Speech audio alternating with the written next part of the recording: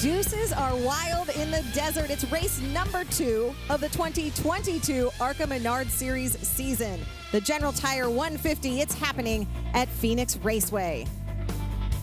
And the weather in the desert, well, about what you would expect. The sun has been shining all day, just a perfect situation for racing. And of course, the temperature is going to dip throughout the night. The track will change, but this is the weather that we like. We also like being with you, not just tonight, but for the 2022 MAV TV season. I'm Krista Kelly alongside Jim Trado, and we are excited to be with you. And I said I wouldn't say it because that word, excited, it gets thrown around, tossed around. But I know that you have been covering this series for a long time. You are passionate about it, Jim. What is it that makes you just bounce off the walls when these cars get on track? We have a 39-car field. We have drivers from 16 states and 4 countries. We've got some teenagers, like 12 of them in this race, all trying to prove themselves on this big stage. This is a NASCAR Cup Series weekend. These drivers are trying to prove that they can make that next step, but it starts here by running well and finishing well in this long 150-lap race. It is a big stage. There's also a race within a race. We're going to talk about that throughout the night, but there are a ton of storylines to follow, and we want to bring you some of them, some things to kind of keep your eye on tonight. And we want to start with the fresh faces. There are quite a few of them that are we're going to be really keeping an eye on. Yeah, Daniel Dye leads that list. He's a 21-year-old kid out of Florida. Ran some races last year. Actually won in his debut in a partial schedule. So I think Daniel could be a championship contender coming out of the box here. He had such a great run at the racetrack he won at in Berlin, Michigan. He's a young kid, but then you have Greg Alts, who's one of the older guys, a veteran. 40-year-old driver out of Indiana making a full-time go after winning the ARCA CRA Super Series Championship. Raja Caruth, another one of those young guys. Okay, so we talked fresh faces. What about our female flair? 3 females in the field tonight. All full-time in their respective series. Bridget Burgess full-time in the ARCA West. We've got Amber Balkin and Tony Breidinger racing full-time this year in the ARCA Menards Series. She's trying to prove herself and make a statement here. That's Amber Balkin right there. She drives the number 30. Okay, fresh faces. Female flair. Are you sort of sensing a theme? How about Phoenix favorites? I get it, it's a PH. Just stick with us. Let's talk about some of these guys. Jesse Love is racing in the ARCA Menards Series, but he also won the last 2 ARCA Menards Series West Championships, and their season finale's been here at Phoenix. He's got high hopes to win the race today.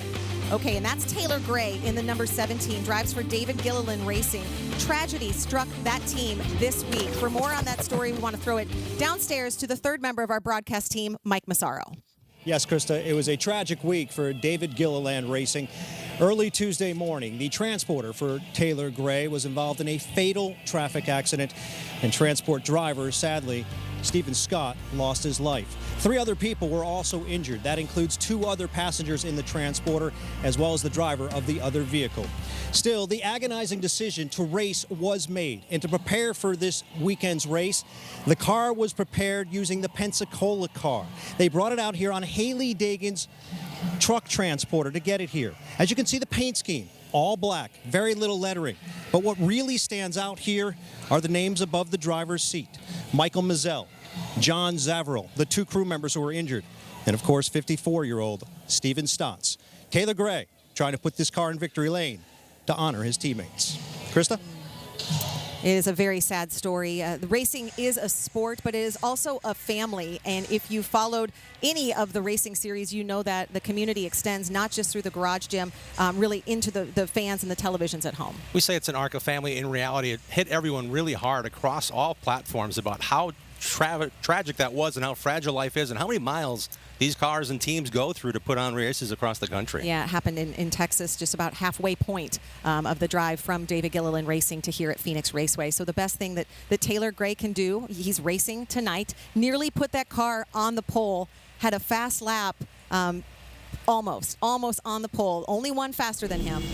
Taking a look at the General Tire Pole Award was Sammy Smith. It was a 1-hour session today. The fastest lap in that 1-hour practice was your qualifying speed, and Sammy Smith went out early and set the pace, and within the last 3 minutes of that hour, went out and won the General Tire Pole with the fastest lap in the field today.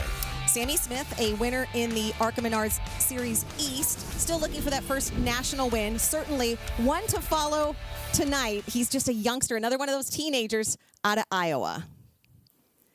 As we're getting you ready to race, you see the colors. Again, we talked about the temperature is going to dip. The sun is going to go down. This racetrack is going to change. But we love the scene we're seeing already as these kids and veterans get ready to race. Before we can do that, though, we have to throw it downstairs to fire the engines. Here's tonight's command.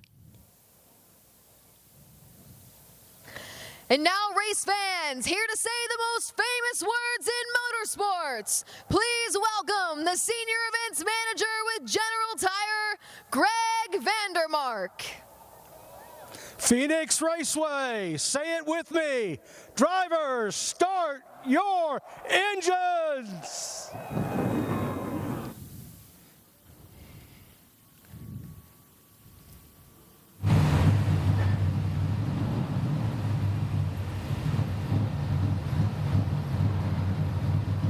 Oh, the sweet sounds of the engines firing. These drivers are in their offices. They are ready to go. This is where they feel the most comfortable. We cannot wait to bring it to you live. The ARCA Menards Series General Tire 150. When we come back, they go racing in Phoenix.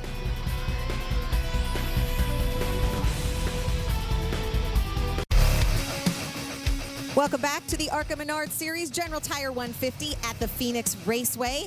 You see that sun already sort of starting to dip behind the grandstands here at Phoenix.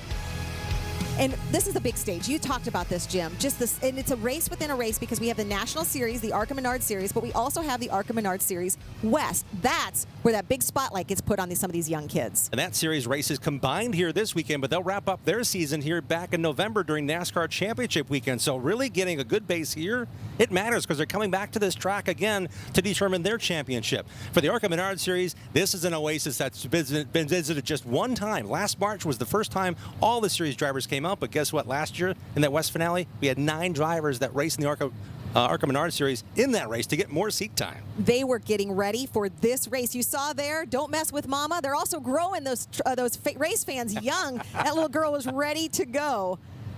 It's just going to be a great night for racing. As we see your starting grid, this actually is some of the drivers you'll see, some of the entry list drivers. This is not our starting grid because Sammy Smith is on the pole with Taylor Gray alongside.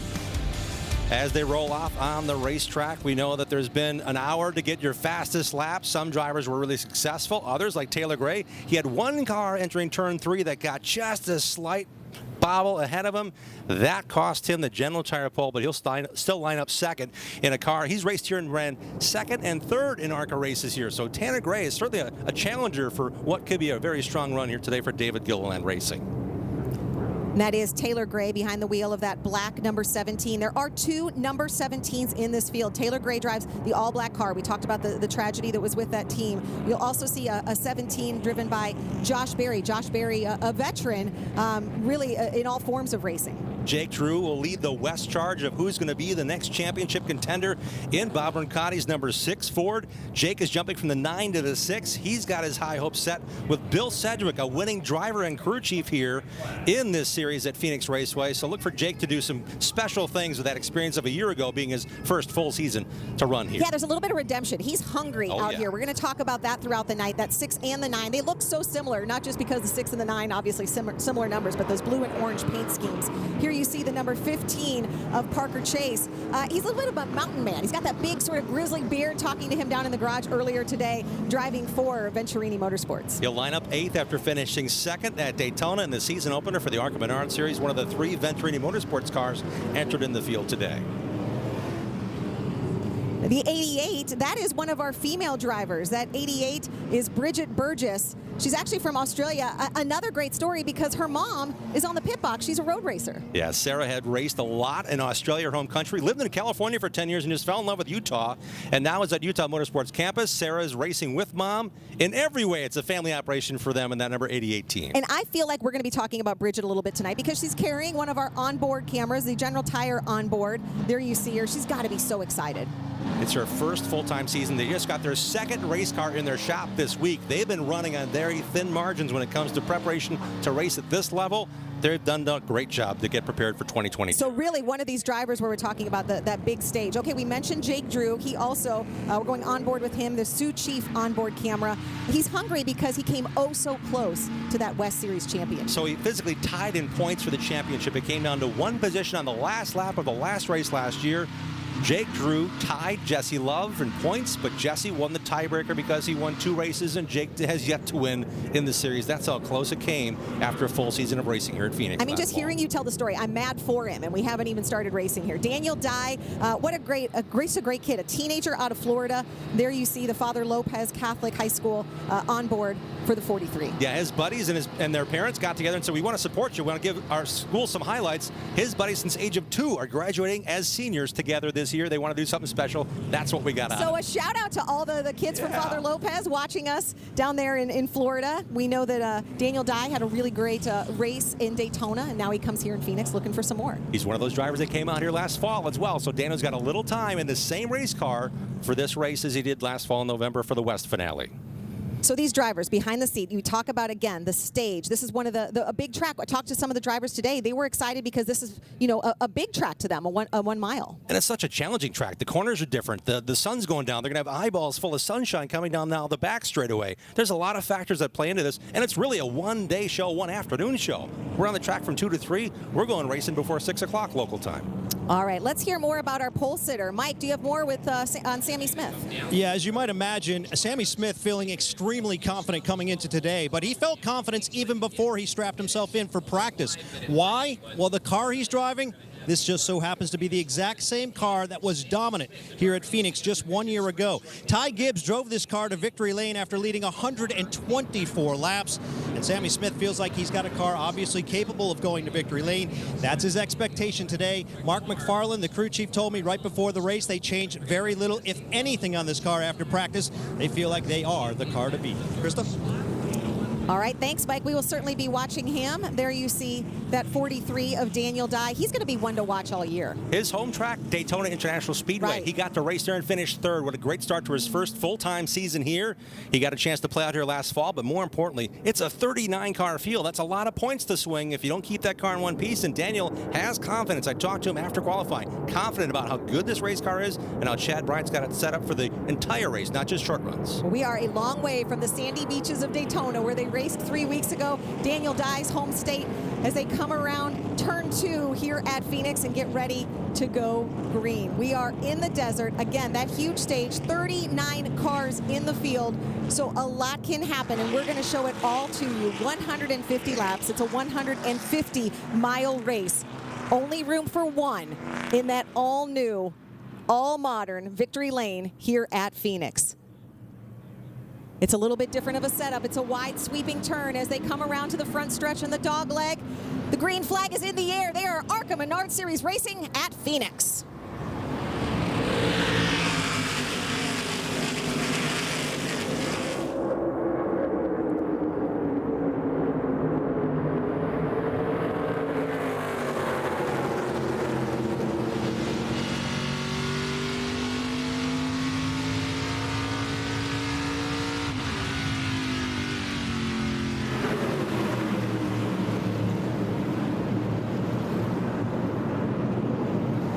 And when I notice, when you see those onboard shots, we're already seeing that sun, already a factor in the windshields of these cars. It's going to continue to set.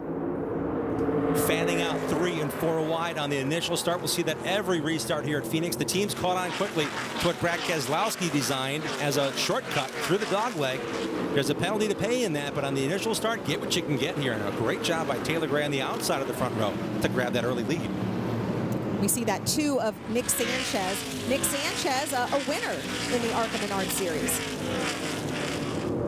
It's actually one of only 3 national winners in this field. We have a lot of winners in the East, a lot of winners in the West, but there are only 3 in this field who have won at this level before. And when we talk about the drivers being new, 3, 4, 5 starts, maybe Todd Suze has over a dozen, but in reality, this is a series that produces great drivers because of the veteran teams and veteran champion efforts they put forward. Daniel Dye, we mentioned Chad Bryant as crew chief. He was the 2016 crew chief when Chase Briscoe won the championship in the ARCA Menards Series. So they adapted the moniker this year, We Build Champions.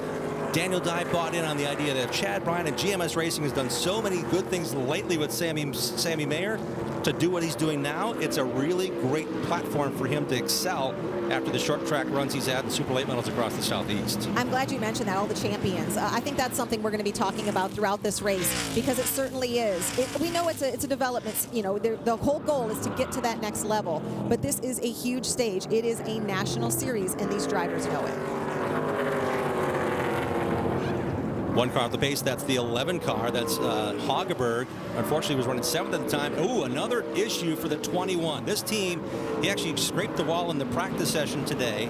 Chris Loudon making his Phoenix debut out of Las Vegas. And the caution is out for that 21, Chris Loudon, the driver out of Idaho. How many states did you say are represented here tonight, Jim? I counted 16, but I'm not really good at math. I did. I counted 16 as well, but if I'm going to count Washington, D.C., Raja Karuth, 15 states and 1 district, yeah. Do we count the Commonwealth of Virginia? Do we have to split it up like that? It's up for debate, you know. Go ahead and share with us, you know, on ARCA's Twitter site if you feel. We're on the Twitter, yep. Jeff Gordon actually was mentioned in a Q&A about, I say the Twitter on occasion just to have fun with it, because Jeff said, yeah, I'm on the Twitter, I'm on the Facebook. So I promised I would never say it on the air, and there we go. Race 1 with you, Kristen. I'm saying the Twitter. I'm already bringing things down. No. This is fun. Now you get the idea why I get so excited. I mean, this racing's good. These young drivers have cup spotters on the roof. They've got drivers that have won races here. Mike David, Bill Sedgwick. They're crew chiefs on the box for these young drivers, helping them, teaching their way around this big racetrack. Well, and we know that if you're watching, and you're watching with us obviously on MAV TV, ARCA Menards Series, you know the sport. You likely know the series. You followed it. But maybe you're a friend. Maybe you're one of those guys in Florida at Father Lopez Catholic High School, and you don't necessarily know what's going on, but you know you're rooting for Daniel Dye. We're going to try to help you out as we go, and maybe ask some of the questions that you have. I'll ask them to Jim, and Jim will have all the answers. The number 20 car is Jesse Love. Again, he's racing for Venturini Motorsports this year, splitting seat time with Corey Heim. Seeing how things shake out for him. He's currently in the 4th position. I think he's really going to try to save what he can for the end. He's been to Phoenix, but in mode of winning a championship in those West finales. It wasn't about the win. It was about making the best and getting the most points to secure the championship. 2 years ago, it took the green flag to win the championship. Last year, he made that pass on the last lap to get 1 position and win the tiebreaker to win that championship in the West Series for Bill McAnally Racing. And that's the car that won at Daytona, but again, with Corey Heim, a different driver. Jesse Love, I mean, 17 years old, the California kid. What he's already accomplished at such a young age, those 2 West Series championships, is really unbelievable. Yeah, California kid. We mentioned California a lot because the West Series drivers are primarily from California. I'd say there's more than that, but in the ARCA Menards Series, we've got a couple of really strong full-time contenders. The 20-car Jesse is out of Redwood City, California, and Hillsborough, California's Tony Breidinger now races for Venturini Motorsports. She's full-time locked into their signature number 25 team for the entire campaign this year, all 20 ARCA Menards Series races. And at 22 years old, she's sort of a little bit older, obviously, than Jesse Love. So many of those teenagers, but 22, and really she said last year when she got the opportunity at Daytona, she said, I'm excited, I'm a little bit scared, but I know I am ready for it. And I love that confidence. And you have to have that behind the wheel. And what she's done, she's put together some races with a team, hoping to get maybe a truck sniff last year with Young's Motorsports. Ran 4 or 5 races for them. Decided to go to Venturini Motorsports, where she began a handful of ARCA races, 2 or 3 back in 2018. She's coming back to with the opportunity she feels will re-kick and restart and help her advance her career with a full-time drive this year. First time she's been full-time, I think, since she ran the the USAC Western States Pavement Midget Series. Yeah, a while for her to develop all. A lot of open wheel racing experience. Again, the yellow is out at Phoenix for the ARCA Menards Series. Let's go ahead and take a look, Jim, at your keys to this race. All right, so we saw the initial start, how important that was. But as this camera shows us, it's a perfect way to say restarts to be critical. Everything you see in camera, you better be on your game. You can't have a wheel slip. You can't miss a shift. You need to be spot on restarts here at Phoenix Raceway. We've seen that play out time and again. We're going to have a halfway break. I call it halfway. It's at or lap 75. 10 laps into that second run, you've got fresh general tires. Where are you at? What position are you in? Do you have a shot at this? Do you have to gamble on your pit stop, or do you know you have a good piece to start really the second half of the race in good position? I think that's huge. And to have these guys and gals do what they do, you better finish well, because finishing strong means you've got a great points result from a large field, the largest field in ARCA since 2017 Daytona season opener. We've not had this many cars in the same race, and they pay points 1 to 39. not two different point systems for the two series. We're looking here at the number 61 of Raja Karuth. Another one of those teenagers, 19 years old. And getting the chance to race in a full-time season, sitting in the 9th position for Rev Racing. Yeah, he changed the number 6 to 61 for this one. But Raja, in a couple weeks' time, he'll be making his Xfinity Series debut after running the ARCA Menards Series East at Dover on that weekend. So a lot of things going right for Raja Karuth, the driver out of Washington, D.C. Didn't race a bunch as a kid. A lot of iRacing got him a chance with Rev Racing 3 years ago in Legends, late models, and now ARCA Menards Series. And that's what kids do nowadays, right? That video component, that iRacing component has become so important. When you look at champions, Derek Kraus has been one of the drivers to watch in this series. He's now in his 3rd season with Bill McAnally in their full-time truck team. Derek's back playing here at Phoenix, where he won the championship in the West Series in 2019. Building championships, including Derek Kraus in the headline. As they come out of 3, sweeping through 4, green flag back in the air.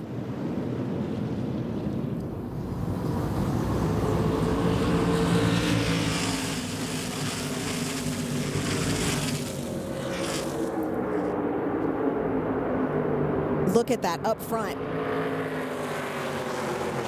That was pretty tight right there for a minute. I had to hold my breath. And really, on the very bottom, off into turn number 1, you better be right coming through that dog leg, because the car can get really light coming through there. Oh, Greg Van Alsten the wall in the 35. Tough break for his first trip to Phoenix for a driver who intends to run every one of the 20 ARCA Menards Series races. And the caution is out for the 2nd time tonight. You see that number 35, the damage there for Greg Van Alst. It is Taylor Gray leading the charge here at Phoenix.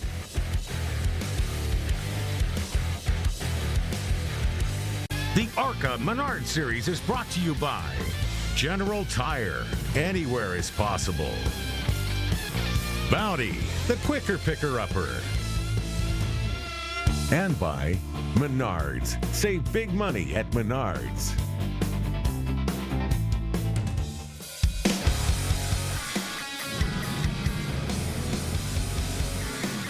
Yellow flag is out at Phoenix. 13 of 150 laps completed. Some drivers in the pits getting work done on their vehicles, including Greg Van Alst. There you see the number 2 of Nick Sanchez currently running in the 4th position. Taylor Gray in the 17 is your race leader.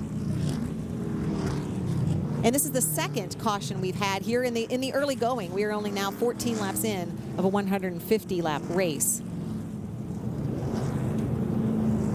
Nick Sanchez is one of the 3 National Series winners in the field. He won actually the season finale at Kansas last year, so he comes into this race with a little bit of momentum. Recapping your current top runners right now, there you see the number 99 of Cole Moore. And Mike, do you have something more on Greg Van Alst? Yeah, you could probably see, Krista, that he's getting out of the car, taking his helmet off. He's already dropped the window net. It looks like they've got a problem with the right front. A ball joint, I believe, is bent, and they just cannot fix it. They're done for the day. And that is trouble for Greg Van Alst. Like Jim said, he is a full-time driver in the series. So what went into this is getting a full-time drive, but it came with the Road to Daytona reward for winning that ARCA CRA Super Late Model Championship. He got a chance to test at Daytona with the ARCA Menards Series and said, man, I'd love to do more of this. That was last December, and he's bought in. He's got that car. He's got the team, and Chris Bartle and CB Fabricating behind him, and it's been a rough start. 2 DNFs to start the year for Greg, but he's such a resilient driver, and love to see him win and race well, but not today at Phoenix. We saw Amber Balkin in the pits as well, one of our 3 female drivers, number 30. Saw some rear damage on her Rhett Jones Racing Chevrolet. Cole Moore, motocross rider, but also one of those Southwest Racing League Series drivers, champion in 2019, running 17th.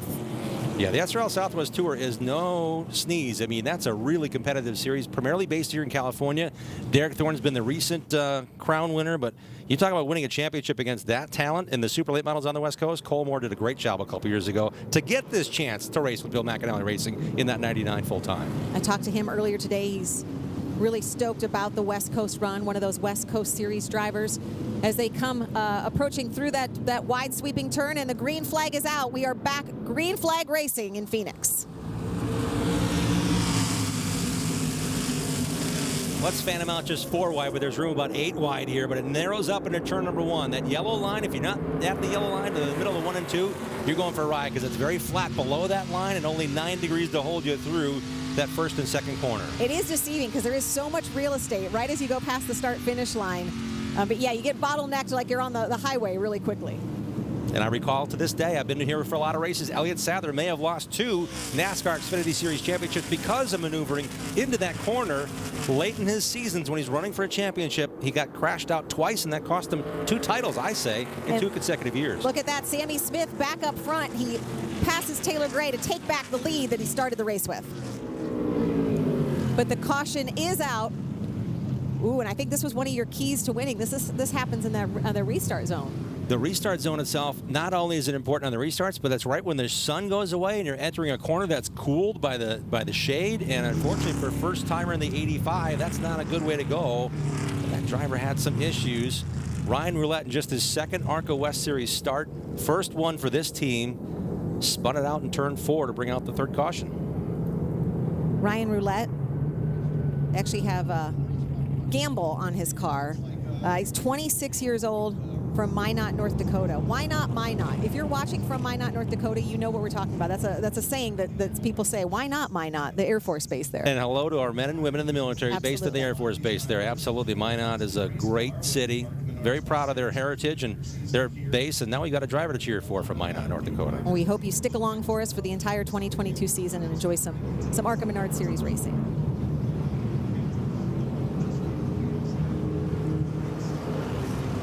We just completed 18 of 150 laps, already 3 cautions on the night. So we talked about how dicey turn 1 is on these restarts. Turn 3, after you get that whole run to narrow them up to 2 and maybe 3 wide on the backstretch. Turn 3 is a bear all of a sudden on these restarts. 2 quick cautions right after we go back to green.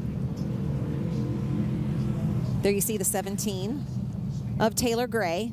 Again, the 16-year-old, 16 years old. We actually have 2 16-year-olds in the field.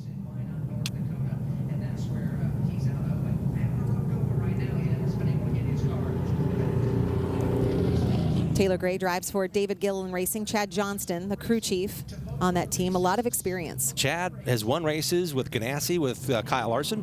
He's also now racing with wherever Taylor goes, he goes. This is the 29th race in just 2 years they're racing together. They won the West race at Portland International Road Course last year. They go racing in the ARCA Menards Series East. Chad goes with them. They ran 5 truck races last year with DGR equipment. Chad Johnston, crew chief. Taylor Gray, driver. They want to pair him up with that leadership from Chad Johnston throughout as he makes his way through to more National Tour Series races. And as I was looking through the notes and doing some research, I saw Chad Johnston's name and I thought, wait, is that Chad Johnston? It's to have that much experience and to have that sort of confidence and leadership in the pits. One of 2 drivers we have here racing in the NASCAR National Series. He's double dipping this weekend. Josh Berry, the Junior Motorsports NASCAR Xfinity Series driver, is running Roundy's number 17. This is the 17W on the score sheet. But this team is based here in the West Coast. Steve McGowan, the owner, said, man, I got Zane Smith in the car. I've won here at Phoenix with David Mayhew. Josh Berry wants more seat time. This Chevrolet driver said, what's my best chance? And boy, McGowan and that team, with Bruce Cook helping prepare the car, they've really got a good program and a great way for Josh to get more seat time for his second Xfinity start tomorrow here at Phoenix. So as you're following along, yes, there are 2 17s. The 17 that's orange and white that you see there, driven by Josh Berry, really a veteran with a lot of experience in different series, 31 years old. And then the 17 we talked about with Taylor Gray, who is currently running second. And Krista, here on MAV TV, we're used to double numbers all the time, whether it be dirt late models Right. or for me at the Chili Bowl, I think there were 9 number 7s. With a 7X, a 7Y, a 7C, Yeah. a 7D. So 2 17s, I can handle that.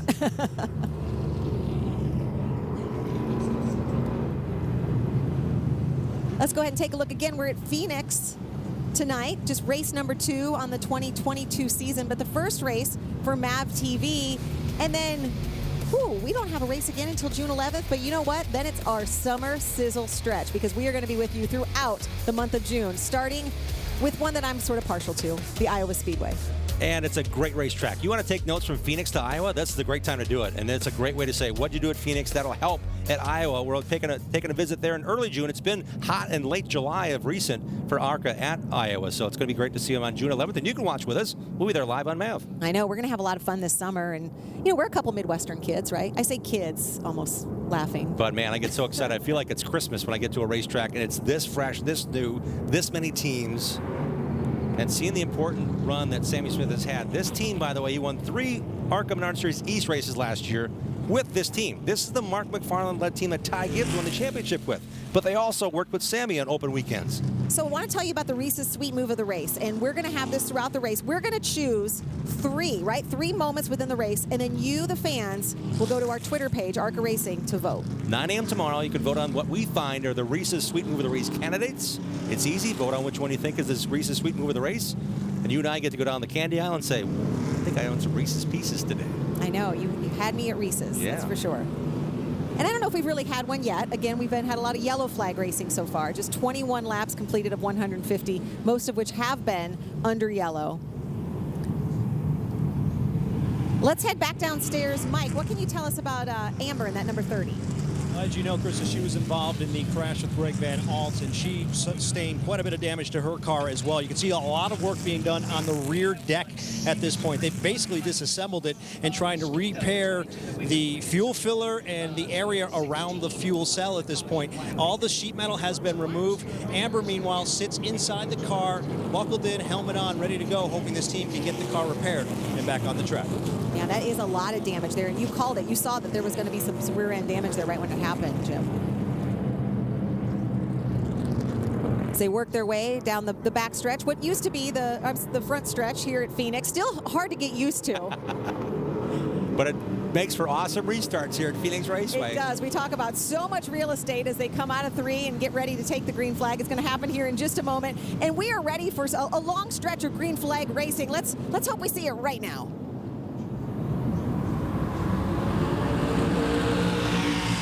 Look at that. All that room, right? Tons of room. And then is this when it starts to bottleneck? Right here. Look at Nick Sanchez in that white number 2. He dipped the left sides underneath that yellow line, but look at the distance he lost in just that maneuver to the car ahead of him on the inside line. That's Taylor Gray and the front row starter alongside him at the outset, the 18 of Sammy Smith battling for the lead here, and Smith will tuck into second. Look at Daniel Dye in that 43 sort of sneaking there on the inside. Thought he was going to take it there from Sammy Smith. And you were careful here because he almost got his nose chopped off. Sammy has the full length of the car. The spotters, however, are above turn 3 and 4. So to see that clearance they were looking at the taillights at that moment to tell the driver where they need to be on the racetrack, which is unique to like any other track. They're above start finish. Well, now here they're above turns 3 and 4. So that was a taillight maneuver there to keep those cars from hitting each other. Nice job by the driver this time, not the spotter making that call if he's clear or not. Well, Daniel Dye started this race 6th. You see him currently up to number 3. Yeah, Dye's doing a nice job, and if he settles in here, I saw him lead 199 of 200 laps last year at Berlin Raceway and was one of the few drivers that could go toe-to-toe and beat Ty Gibbs last year. To do that, your car's got to be right the entire time. Battle for 6th here. Here we go. 20 of Jesse Love, the 2 of Nick Sanchez.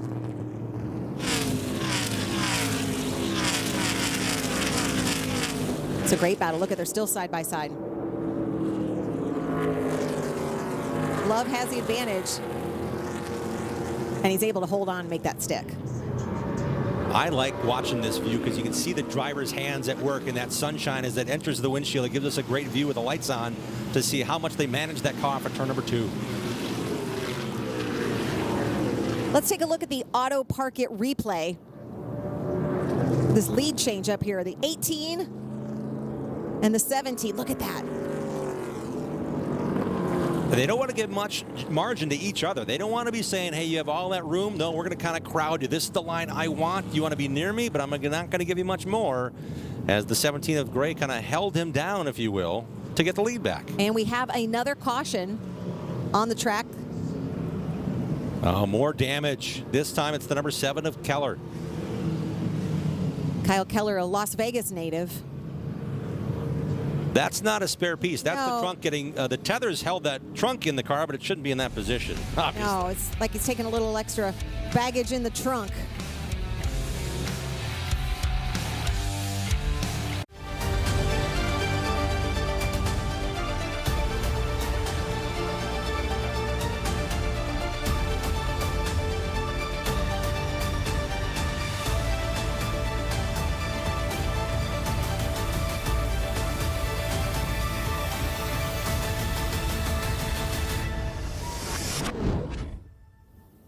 There have been some great moments of racing at Phoenix, and we're hoping to see some tonight in the ARCA Menards Series General Tire 150. Currently under caution, 31 laps completed of the 150 in this race. Let's take a look at the 411 presented by Lucas Oil. I think the big thing, those teams have just 6 tires in the pits. That's not a lot. They get to change 4 at that mid-race break, and 2 are kind of spares for emergencies, so they know they're going to get 4 fresh tires at an automatic built-in mid-race break. But in reality, you've got to get that call right, because that could be the only time you come to pit road. You can add fuel and tires at that moment, only tires under that break. You can add fuel under any caution, but that's the only time they can put 4 fresh general tires on the car. So that's a big component to this 150-lap race, one of the longest races on this size track we'll run all year. Taylor Gray continues to lead. He's driving a black number 17. Sammy Smith running second in that number 18. You have Daniel Dye, Jesse Love, and Nick Sanchez, your top 5. Rajah Caruth is in there in that white number 61. Now, Rajah, he didn't have the best practice speeds, but in reality, what he's been able to do is get in position, gather a few restart spots. We see Josh Berry's up in the top 10 in that number 17, and this is Connor Mosack. This team 2 years ago, they won the ARCA Menards Series championship with Brett Holmes, the driver. Brett's still the owner. Shane Huffman's still the crew chief, so that's another team that Connor is aligning himself with. He races full-time in the Trans Am TA2 series, but Connor cut his teeth on the short tracks. Raced with Junior Motorsports and late models. Ran with Jeff Fultz and Super Lates. This is his chance to regather in that Nick Taylor number 23 Chevy to work with a really good ARCA team that, again, championship caliber stuff rolling out of the trailer. Call Charlotte, North Carolina home. Not a whole lot of racing going on in Charlotte, North Carolina, right? We'll be there in May. We're part of that big weekend, ARCA Menards Series. 32 of 150 laps completed. See them getting their tires warmed up, ready for the restart. It's going to be coming in just a moment. Taylor Gray going to try to hold on to that lead, but Sammy Smith is ready, and we have seen these two battle on a restart before. What do you think, we're going to see more of the same? It's a matter of giving inches. These guys have enough laps here now in this race, and look at this. Gray's moving up a little bit in real estate to take away that early dive to the bottom. They must maintain that stripe to the edge of the paint on the start-finish line before they can dip down below it or face a penalty. Ooh, this is going to be close. Could see another lead change here. Taylor Gray able to hold on to it for now. Oh, little touch there. Wow. Guys, it's not even halfway. What are you doing? Sammy Smith trying to make it stick as they come across the start-finish line, and he's able to clear him. Now look at that run on the bottom. Daniel Diaz behind the lead pair. Man, that's heating up for 3rd, 4th, 5th on back. So many of the names we told you at the start of this race, too, to keep an eye on. We've Daniel Dye, Jesse Love, Rajah Caruth, Nick Sanchez. Rajah started 7th. Jesse Love started in the 3rd position. They're trying to stay in that top 10, figure their cars out. We've now had 4 restarts here, 4 cautions. So these teams are really kind of almost starting to tinker and talk about what they're going to do when they come to that mid-race break. And the top 5 really so close as we're looking at the battle for 5th. You mentioned Rajah Caruth, Jim, in that 61. But Nick Sanchez is coming. That's teammates in Rev Racing, and both those drivers have limited runs this year in the Xfinity Series. Nick Sanchez his debut is tomorrow here at Phoenix for BJ McLeod Motorsports in the Xfinity Series. Just 20 years old out of Miami, Florida. Whew. He's one of those guys that loves to study. He eats this stuff up. He breathes it. He'll study everything, including spotter-driver communication at a race. He'll go on iRacing. He'll get on the phone and talk to people. These drivers are tenacious when it comes to building those relationships, and Rev Racing for the first time as an official affiliation with Chevrolet. That's huge when it comes to engineering, simulator time, and getting notes from other Chevy-based teams, which is something Rev Racing has yet to have at this level or at any time in their long tenure here as a development team here. Sammy Smith was your General Tire Pole Award winner. He is back up front where he started the race, having to battle Taylor Gray, took it away from him on that last restart. Now it's a matter of saying, okay, where is my car better? We have Sammy Smith with Mark Ruffano as his crew chief. The number 17 has Chad Johnston with his crew chief. These guys know how to get it done. Again, Sammy has won a lot of races. He won the Winchester 400 lap race on the half mile the ARCA Menards Series 1-2 last year. He's also won a lot of big races in the ARCA Menards Series East, including one in February to start that season at New Smyrna Speedway, the half mile in Florida during speed weeks. I know he started in Legends cars and actually had to lose some races there, and said that lesson in losing really taught him so much. And we're talking about 40, 50, 60 races a summer for Daniel Dye in quarter midgets on a national level. In April of 2018, they hosted a quarter midget event here at the racetrack, outside the racetrack in a little oval. Daniel was here then. This is his second time back as he raced last fall here with the West Series. We're right on board with Daniel Dye. No visors, can't flip it down like you do when it's time to rush hour driving home facing west. With that sun coming in there, see it coming into the Father Lopez Catholic High School on board. Daniel Dye's high school teammates watching him in Florida tonight. Here we go. Leaders now in traffic. To the inside is Alex Clubb out of Illinois. To the bottom he goes in the 0-3. The margin's really close between these two drivers. Sammy Smith in the 18, Taylor Gray in that 17. Yeah, really, this is the biggest gap we've seen between the leaders for the entire race thus far. So if Sammy has better runs now, think about it. You're kind of time ticking, and they're replicating that for the second half of the race right now, building those notes. And these two crew chiefs are some of the best at this level. They've proved it time and again, winning championships in the ARCA Menards Series and the East Series in just the last 2 years. In this week's Bounty Rookie Spotlight, we take a look at the number 9 of Tanner Reif, currently running 16th. Tanner, the driver who turned the most laps in practice, which also doubled up as qualifying, 51 laps total. Gotta think he learned something for here tonight. A veteran of the SRL sanctioned pro late models and super late models. Again, that's a great West Coast series. We see it a lot here. We see a lot of Madeira Raceway action on MAV TV. That's where he cut his teeth. But Tanner Reif to get this opportunity with Bob Brancati. Bob is such a generous guy. He gives so many drivers the opportunity. Blaine Perkins last year was his full-time driver. He's now racing full-time in NASCAR in the Truck Series. So this is a great builder and a great opportunity for Tanner in his first ever ARCA West Series start. You see Sammy Smith sort of starting to stretch that lead out over Taylor Gray. This is the largest interval we've seen for him. Yeah, up to a whopping 0.478 seconds that lap. I don't think it's going to get much further than this, really.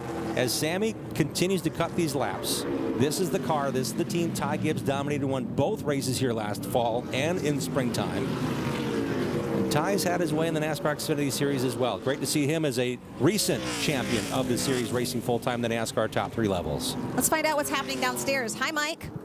Hello, Krista. Yes, the race is going just as Sammy Smith had planned. He told me before his plan was to race the first 75 laps or so pretty conservatively, not push the car too hard. But as we see the sun starting to set, things are changing a little bit. The track is gaining a little bit more grip, and they're already contemplating what they're going to do on pit road when we hit the brake. Now, Sammy Smith, we're told, is very similar in driving style to Ty Gibbs, who we've already mentioned, dominated this race in this car a year ago. His crew chief, Mark McFarland, told me it's the exact, almost similar setup to what they had with Ty last year, because Sammy can drive that the same way. So the results are obviously what they expect they had a year ago, and right now it shows that, well, they're living up to those expectations, I would say, out front for most of the day so far. It's a cool-looking car. He's just 17 years old. Taking a look at number 15. Tell me about Parker Chase, Jim. He started in the back half of the top 10, but in reality, he is so new to stock car racing. His opportunity has come through Venturini Motorsports, a road racer. He's still racing full-time in the IMSA Pilot Challenge Series for Brian Herta in the Brian Herta Autosport, racing a Hyundai, so he's used to road racing, loves road racing. At COTA, he ran a truck series race for Kyle Busch last year. He's going back there for his Xfinity Series debut this year. But that 21-year-old driver has a ton of experience, but not a lot on ovals. So it's a 10-race package for him with Venturini Motorsports in this team to get things rolling. And he started the year by finishing second at Daytona. It's a huge boost for him as he raced here last November with the team, started 11th to finish 13th. So coming back to a track is even a bigger deal for a driver to get that much newness and now replicate to a track you've been to before. It's showing here as he's now in the top 10 comfortably. Well, and I would think the repetitions, like you talk about ovals, if you're used to turning left and right, you're used to sports cars, IMSA, a completely, yes, it's racing, but a completely different skill set, to come over here and do ovals and do so well at Daytona, a 2.5-mile track, and then to come here and so far running very strong in the top 10. at the 1 Mile Phoenix. And it goes to that experience. Kevin Reed is his crew chief. Kevin Reed has won a ton of races for Venturi Motorsports and other teams.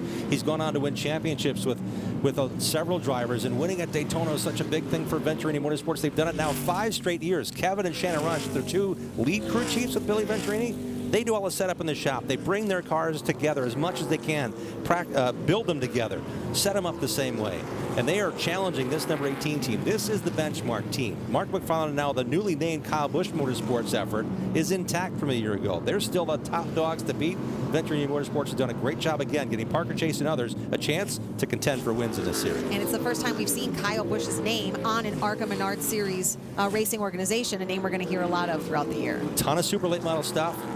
Builds chassis, builds a lot of these race cars. As a matter of fact, if you build a brand new ARCA chassis, likely it's coming from one of 2 or 3 places. Kyle Busch Motorsports is doing that, as well as excelling in the truck series. And Kyle himself, it's great to see that he's back in the ARCA series. He won an ARCA series in Charlotte early on in his driving career. We're seeing some action up front. Sammy Smith able to get through that traffic, but Taylor Gray is right there at his bumper. So as Sammy tries to settle into the rhythm, not to pick on what Mike said, but in reality, Sammy doesn't have that time to relax.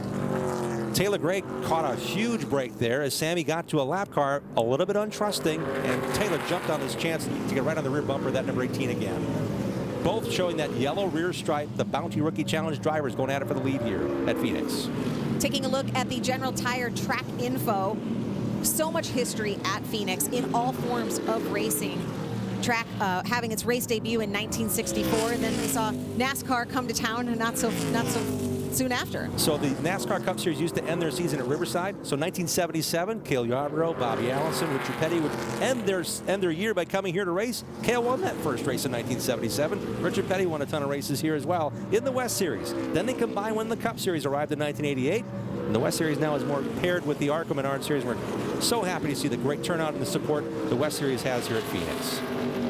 Jesse Love up to 3rd in that number 20 for Venturini Motorsports, but look at Daniel Dye, hot on his tail in that 43.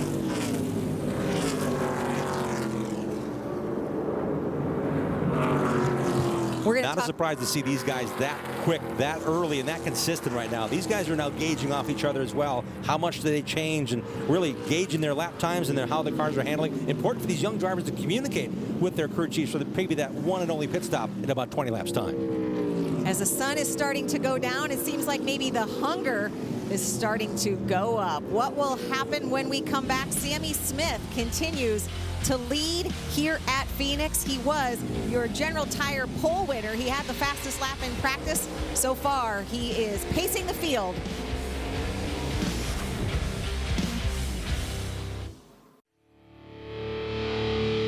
Let's take a look at the Sioux Chief Showdown Lowdown as we continue to go racing here in Phoenix. All right, Jim, I'm going to need your help with this. This is one of those races within the race. Yeah, almost $1 million point fund for these 10 races within the 20 race schedule. These tracks, drivers as young as 15 can race in all these races. We wrap it up at Bristol Motor Speedway as the round 10. We get 7 of those races live on MAV TV. I'm talking about building stories and bumping and banging and short track prowess. We have it for you. This series has proven to be really good. Kyle Weatherman at age 15 won the first ever Sioux Chief Showdown. But what we see is young talent being able to race for a championship and that $1 million purse that goes with it on short tracks, road courses, dirt miles. It's really cool to have that within this series. It's a neat thing that the series has done, that the ARCA Menards series has done, because some of these young kids can't race those bigger tracks. This is something they can shoot for. It's a championship they can have all their own, and yeah, with a lot of money to boot. And you can be hoggish like Ty Gibbs and win the Sioux Chief Showdown as well as the overall championship by performing at those 10 races within the 20 that count to the season championship. Taking a look at the battle for 4th, Jesse Love in that number 20, just 17 years old. But Raja Karuth in that 61 is coming. I remember last year at Iowa Speedway here on MAV, Raja Karuth was crossing up off of turn 4. I nearly printed shirts for the Raja Karuth fan club by the time the checkered flag fell. He is developing as a young driver. Yes, he's getting opportunities and looks, but he's such a precision driver now. I don't see that car loose at all. But what they've done is they've brought more resources within the shop. They haven't changed the parameters of the team and what they're working with, but he also has Brad Parrott working with him. They brought him in with all his experience with winning all those Xfinity races with Jeff Burt and Mark Martin. and getting that knowledge and base and settling him down, saying we're doing this, has helped him move forward. I can see that he's not fighting the wheel at this point in the race. A year ago, he'd be all over the steering wheel. I'm intrigued. I want to learn more as you see him approach the bumper of Jesse Love. Mike, help me out. Tell me more. His preparation, Krista, is just off the charts. He said he spent about 6 hours on the simulator this week just getting ready for Phoenix, and that was in conjunction with also being in Las Vegas doing some road course school. He was with Ron Fellows at the Spring Mountain Road Course School, just learning some tricks of that trade. Believe it or not, he said some of what he learned there, he can apply here. I asked him what? This is not a road course. He said a lot of the braking is very similar. His braking points, how aggressive he can be with the brakes. He says he will try to apply what he learned on Monday in Las Vegas at a road course school here on this oval. That's a great report. And I see, as Mike was talking, Jim, I'm watching your face. You're like, huh, I like that. I was here when A.J. Allmendinger won the pole position in Richard Petty's Cup car. I think it might have been A.J.'s first pole, but he's also done really well in Martinsville. I mean, it's one of those tracks you're like, hey, he's an IndyCar road race guy. Why is he so good? That adaptation of on the gas, off the gas. And for Rajah's recent history on Monday, think how hard Ron Fellows pushed him. Ron has won in the NASCAR Truck Series. He's run a bunch of Xfinity races, not just a road racing expert, but to have that kind of tutelage and confidence, great that Rajah got that chance this week. All right, let's take a look through the field. Again, as we approach, we're getting close to that race break moment. So let's go ahead and run through the field and talk about these top contenders, starting with the leader, Sammy Smith. Yeah, just 2 leaders in this race. He and his fellow front row starter, Taylor Gray, but Sammy's done a great job. We talked about his winning the East Series championship. He's familiar with his team, but he really played his Ty Gibbs teammate last year. Now he holds the ball. When he turns 18 on June 4th, he'll be in every one of the ARCA Menards Series races going forward. He has 3 more shots to watch his teammate, Drew Dollar, race at the big tracks until he turns 18. Taylor Gray, one of 2 16-year-olds in the field, calls Mooresville, North Carolina home. Taylor Gray has been in the lead tonight for part of this race, now battling for that lead, currently running second for David Gilliland Racing. He's a couple years younger than his older brother Tanner, an NHRA Pro Stock champion. He said, we need to go oval racing. Let's get on the dirt at Millbridge Speedway and outlaw carts. And it's great to see that progression with DGR now. And this black, orange, and blue number 43 of Daniel Dye looks impressive. That driver behind the wheel is impressive too. He's 18 years of age, but I'm telling you what he showed me the first time we saw him in the ARCA Menards Series. He ran 4 East races last year for Ben Kennedy Racing before making the transition to GMS Racing, who won the East title with Sam Mayer, who had Marty Lindley and all the success, and now Chad Bryant backing that up, coming to the team and building that team up. It's a great job by Daniel to get involved with here and hang third. He finished third at Daytona the first time there. Man, all we're talking about is teenagers. We've talked about 3. Is it going to stop? Nope. Here's another one. So Jesse was 15 when he won his first ARCA Menards Series West Championship. That was a whole 2 years ago and a month. Now he's won it twice to be the youngest NASCAR national champion in terms of regional and national series. But more importantly, he's got the eye of Toyota. He is right in that camp. When they go training in Charlotte, he moved there 2 years ago already to race in the West Series, race every opportunity. Great to see him paying that off for another visit here to Phoenix Raceway track. Perhaps he's raced that more than any other on this platform. And he's won at Salem, so he is an ARCA Menards national winner as well. He's currently running 4th. Further back here in 5th, we talked about Rajah Caruth. Anything else we need to know about him, the 19-year-old from Washington, D.C.? His communication has to be spot on. Brad Parrott came on late in the off-season, just before Daytona, so he has to get it right to talk to his veteran crew chief, who's new to the ARCA Menards Series platform. So what do these cars do? Yeah, they're composite bodies. Yeah, they weigh a lot. How to get that car to handle? He needs to tell Brad what he needs, and I feel the first 5 cars we showed you, the top 5, top 6 cars, they're making small changes at the brake. Okay. So it's a matter of Rajah saying, I need this on the restarts, or I need to do this because Love's better there. They've gauged off each other now into these long green flag runs. And that race break is coming, but finally, we have a non-teenager. He is a veteran at 20 years old. Not really, 20. The confidence of him winning the Kansas finale last year for Nick Sanchez in that number 2 has really set his stage and his offseason into saying, I don't want to just race for wins. I'm here to win this championship in his second full season. Yeah, ended the season with the momentum. That's the 6th place driver in Sanchez. But we are back up front with our leader, Sammy Smith. Sammy's just trying to get through some cars here. Again, these cars, it's a hard deal to make 75 laps work.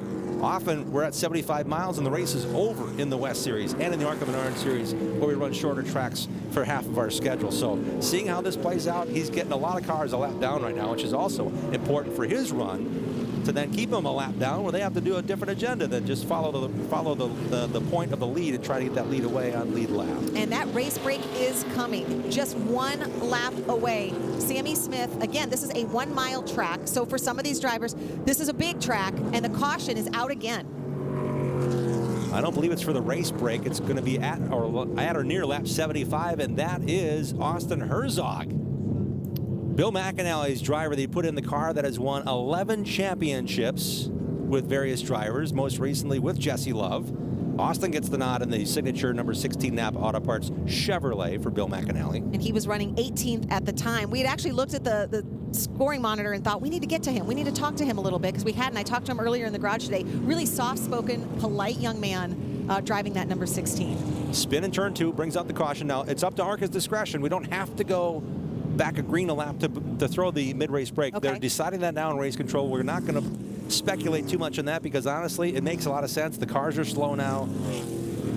And what we have here is a chance for the drivers that spend a little bit of time not under green to tell their teams what they want to do, what the other spotters have seen, what racing line happens. Rick Corelli's up on the roof with the team. We see a lot of veteran guys now working with national teams on these companion weekends, helping these young drivers figure it out as well. Okay, we're going to take that race break. It is coming.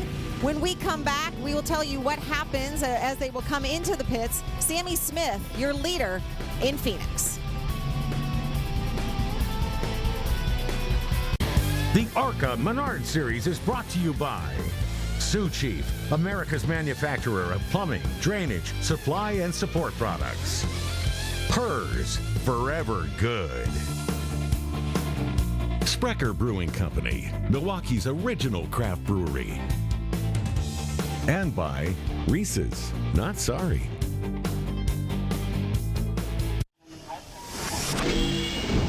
Welcome back to Phoenix. We are at the mid-race break, and in case you've missed anything, let's catch you up to speed with our Richmond Water Heaters mid-race recap. Sammy Smith led the field to green, but then it was Taylor Gray who took over that top spot. On the magic lap 17 and held it for 5 or 6, and then this is one of our cautions.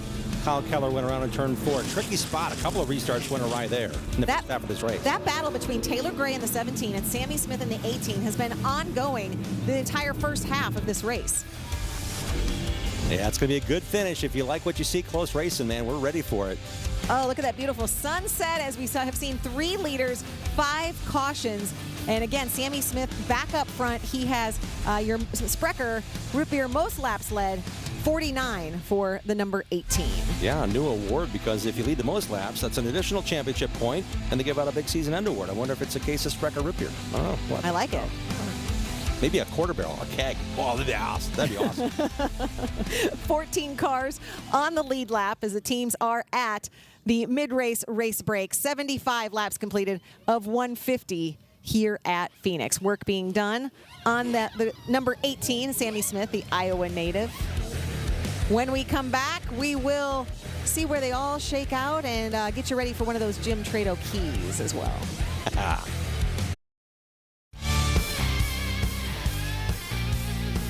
We're back to the ARCA Menards Series racing at Phoenix. We are under the race break, halfway, 75 of 150 laps completed. That means there are 75 laps to go. And those 5 teenagers that you see right there running 1 through 5. Yeah, that's not why we want to talk about them. It's not because they're teenagers. We want to talk about them because something that you mentioned earlier, Jim, the fact that they came here to race in the West Series finale at Phoenix in November, a race they really wouldn't normally be in. It's an optional thing for them to do, and they all came out here, including 6th place running car Nick Sanchez. They are not full-timers. The only full-time guy that we're talking about is Jesse Love. He's the only guy that raced the entire West Series, so they wanted that track time. They wanted that experience here. It's paying off for them because last year we had limited track time. Today we had just 1 hour, but your best lap was your qualifying time. So getting that additional track time for Taylor Gray and others was a huge deal. And David Gilliland actually a couple years ago came out and ran the West race and drove himself to victory. So they have a lot of notes they want to gather and keep gathering as they bring several drivers and develop them through their series. And in that race, Taylor Gray finished 2nd, Sammy Smith finished 3rd, Nick Sanchez finished 4th, and you saw Taylor Gray and Sammy Smith up front. They were on the front row for this race, and they're up front right now. Yeah, top 3 runs for them, and we see them rolling off pit road. Again, this is the race break where they change 4 General tires. They add fuel. They can make any adjustments. Ooh, rough break here. Roger's got to get under his own power. He might have to go to the tail of the field here if he can't get out pit road fired. That's a big deal for the driver who came in 5th. You can't lose position among the cars that pit, but this is an exception. You can't hold speed. You can't refire. If you need the push truck, you go to the tail. So we're going to see Raja Karuth drop back in the running order. Let's head back downstairs, though, and hear more on one of these stories. Mike, what do you have? Well, obviously a tough situation for Raja Karuth right now. We'll monitor that, and as soon as we learn something, we'll bring it to you. But in the meantime, we'll talk a little bit about what the top 3 drivers so far are dealing with at this stage of the race. Now, Sammy Smith, very happy with his race car. He's been out front most of the time. However, as the track changed, he got a lot tighter. As the track gained a little bit of grip, he needed a little bit of help in traffic. Tight center and exit, that's what they worked on during the course of that pit stop.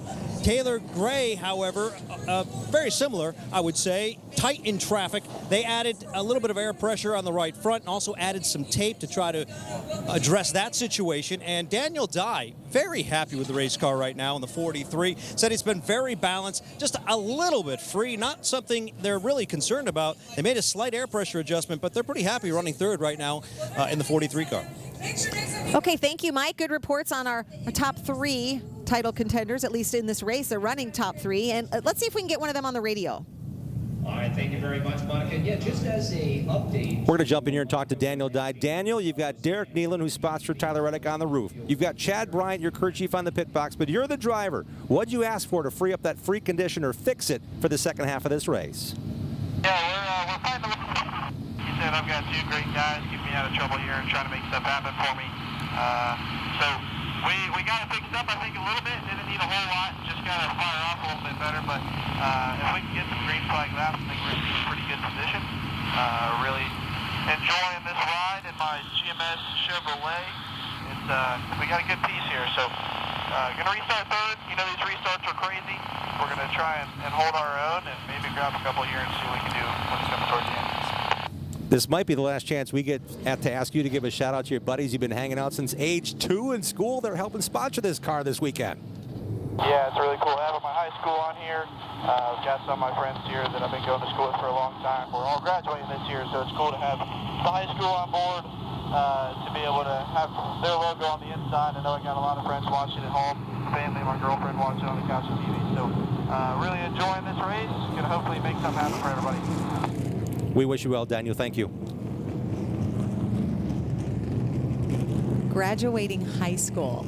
Oh, it's just wild, but I love that he's having such a good time. Taking a look there at the number 9 of Tanner Reif. We talked about him earlier in the race. Tanner currently running 14th, turning a ton of laps, though. Got a lot of practice laps. Ton of laps, but he also got the lucky dog, which happens every caution in the ARCA Menards series. When a caution happens, the car that's not on lead lap, whether they're a lap down or 10 laps down. If you're the first car off lead lap, you get one of those laps back. There's a procedure you go through, but more importantly for him, that's a great recharge for him at this race break to get back on that lead lap, race the race, try to pass some cars. He's amongst some other ARCA Menards Series West teams. He's got Todd Souza ahead of him, Cole Moore ahead of him. They're racing for a championship along with his deal with Bob Brancotti. So that's 3 West full-timers he now gets to race with, not a lap behind them as they race towards the season. So he is the 14th car on the lead lap, 14 cars total, and just a great Bounty Rookie Spotlight driver. Just 16 years old, Tanner Reif.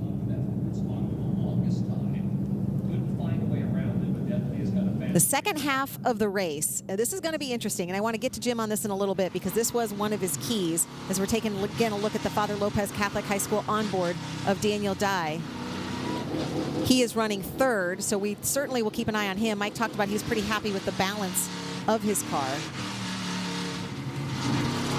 The Sioux Chief on board is Jake Drew, the number 6, Jim. And he's, again, a driver that a lot of people have circled and said, what's the short list of championship contenders for the ARCA Menards Series West? He's in Bob Riccotti's lead car. He's got Bill Sedgwick on his pit box. And I'm telling you, this kind of halfway break, they've used this in this series longer than the ARCA Menards Series has. So I really want to see what lap 85 proves for this young driver, driving the number 6 from 8th position on the restart. IrwindaleSpeedway.com on the quarter panel of his Ford. But this team, to get in contention, you got to survive here today, and this restart's going to be huge. And then 10 laps will find out if they made the right call for this second-year driver. That blue and orange looks so nice. Now that the sun has come down, really shows up nice on the track. Keep an eye on that number 6. A couple of NASCAR full-timers, Josh Berry in the orange and white number 17 for Steve McGowan in the MMI Chevy. He'll realign 10th, and behind him is the number 19 of Derek Kraus there. He's a full-time Truck Series driver.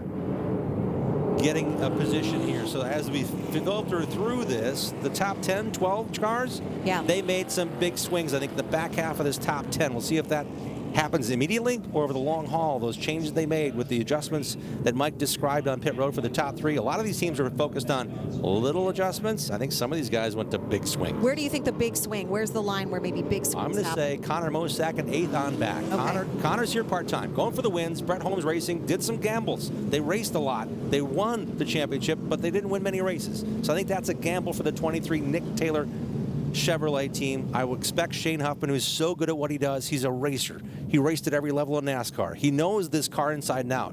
He built this team around Brett Holmes, who now have chances for Sam Mayer and Brett to race part-time in this series. And Connor's got the drive tonight at Phoenix. And again, that's at number 23. So that's where the big swings maybe started. And then like those small little tweaks that Mike talked about for those drivers that are up front. He had to fire off, and Mike said tire pressure. We're talking about half a pound, quarter pound. 1 pound of air is a big change that changes the spring rate on these cars handling. Mike, you have a quick update? Yeah, Krista, as we saw, Roger Carruth had to be pushed down pit road. It would not refire. I just had a very brief conversation with his crew chief, Brad Parrott. They are not concerned whatsoever. It has refired. They feel like there's no problem going forward. Okay, there you see Brad Parrott up on top of the pit box. So much experience. The crew chief for that Rev Racing number 61, driven by Raja Carruth. So not only do we have the race breaks to keep the costs down for live pit stops, but we also have the opportunity to say, guys, we want you to race. If you need to push that car off, you get it fired, we'll put you back in your spot. You can't lose position under these stoppages in the race. However you come off, come down pit road, you reassume that position on the restart when we come back to. All right, let's see what happens. He starts 6th. Sammy Smith up front in that 18, and we're back under green in Phoenix. How low and how wide can you go? Boy, Daniel Dye takes an immediate look on the bottom. 18 continues to lead out front, but they are chasing him. Daniel Dye able to make it stick.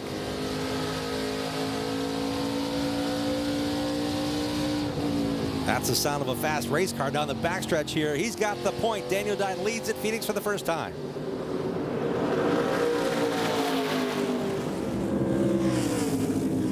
And he sounded calm when you talked to him on the radio, Jim. He said the car was balanced. Sammy Smith and Taylor Gray both talking about the tight conditions of their race cars when Mike gave that report, the small changes they made. Great speed shots here. We are talking firing off, and get what you can get on these restarts. They're all double file. Will be double file to the finish line on these restarts. And there's Josh Berry on the outside. He restarted in 10th. He's already up to 7th in that orange and white number 17 for Steve McGowan. Sammy Smith back up front, takes the lead back from Daniel Dye.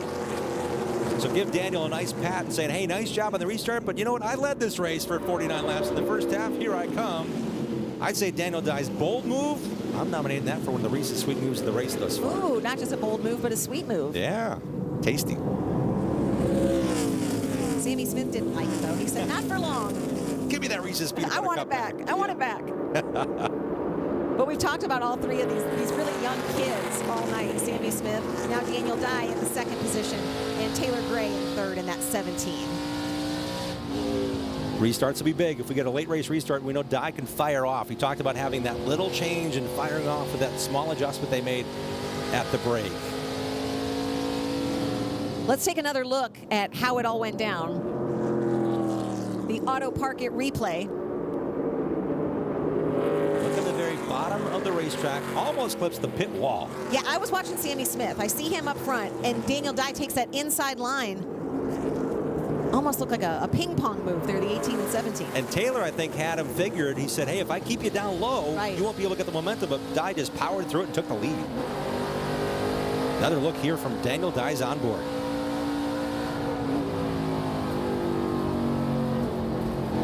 All right, it's official. It's a Reese's Sweet Move nomination. Okay. Daniel Dye's pass for the lead. I feel like it's going to get strong votes from Father Lopez. Mosack going backwards, Berry going forwards. Josh Berry in that 17W. Again, 2 17s out on the track, currently running 7th. Nope, there's a battle for 7th. Connor Mosak takes it back. Jim, you're watching that battle for 5th? Can't help but watch everywhere, man. This is really heating up here. Yeah, there's the top 10, but everywhere. But you said, we're at lap 85. This is the exact moment you said to pay attention to what you have coming off of that race break. A couple reasons we don't see too wide racing like this. These are teammates going after it, but now Raja said, hey, I've got the upper hand now. Now Nick has to go to work. Raja is moving forward. Nick is figuring out how to get that spot back. This is about the time after this restart with these fresh General tires. What do I have? Let's burn them up real quick here. Let's get a great fire off. And now we see Raja has the advantage over his teammates. So this is the time in the race where Raja doesn't want to keep beating those tires up, but he did just enough to get that spot. Now can get back into rhythm after claiming 5th spot back. We're watching that 23, Connor Mosak, and that 17, again, the orange and white 17 of Josh Berry. Yeah, Berry's so good. 10 years working with Junior Motorsports in the late models, had a lot of great teammates, including Connor Mosak as one of them. He was his teammate at Junior Motorsports in the late models. Sammy Mayer was in there. We also know that there are a lot of guys like William Byron that spent time as Josh Berry helped tutor them. Now Josh is a full-time driver for Junior Motorsports. He's got some wins under his belt as well, and to have him in this race, it makes everybody better, I believe. That 2 and 61 were side by side, but the 61 of Raja Karuth able to stretch it out as the 2 goes low. So Raja has position. Nick tries the inside line, but that run through the dog leg might have cost him another spot here. Here comes Jake Drew on the outside. Jake Drew in that blue and orange number 6. Taking a look at the Sioux Chief on board for Sunrise Racing. And we talked about Jake Drew having a little bit of hunger, a little bit of redemption because of what happened in the West Series. Again, to have it come down to a tiebreaker just has to be so heartbreaking. Great consistent run last year. I want to hear what this car sounds like right now in this race.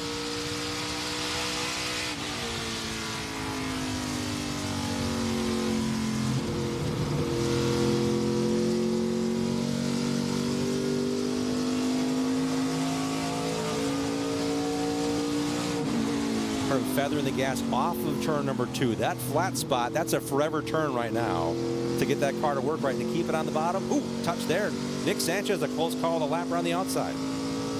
So you like what you're hearing. You said you wanted to hear it. I love this view. I could sit here all day. They sometimes call it the doggy cam. Man, set me up. Give me a dog dish. No, they're going to kick you out at some point. Yeah. You can't stay all night. Right along. Love it. Did you see that sunset too? Oh my goodness. It was, I mean, literally 5 minutes ago it was orange. Then it turned to purple.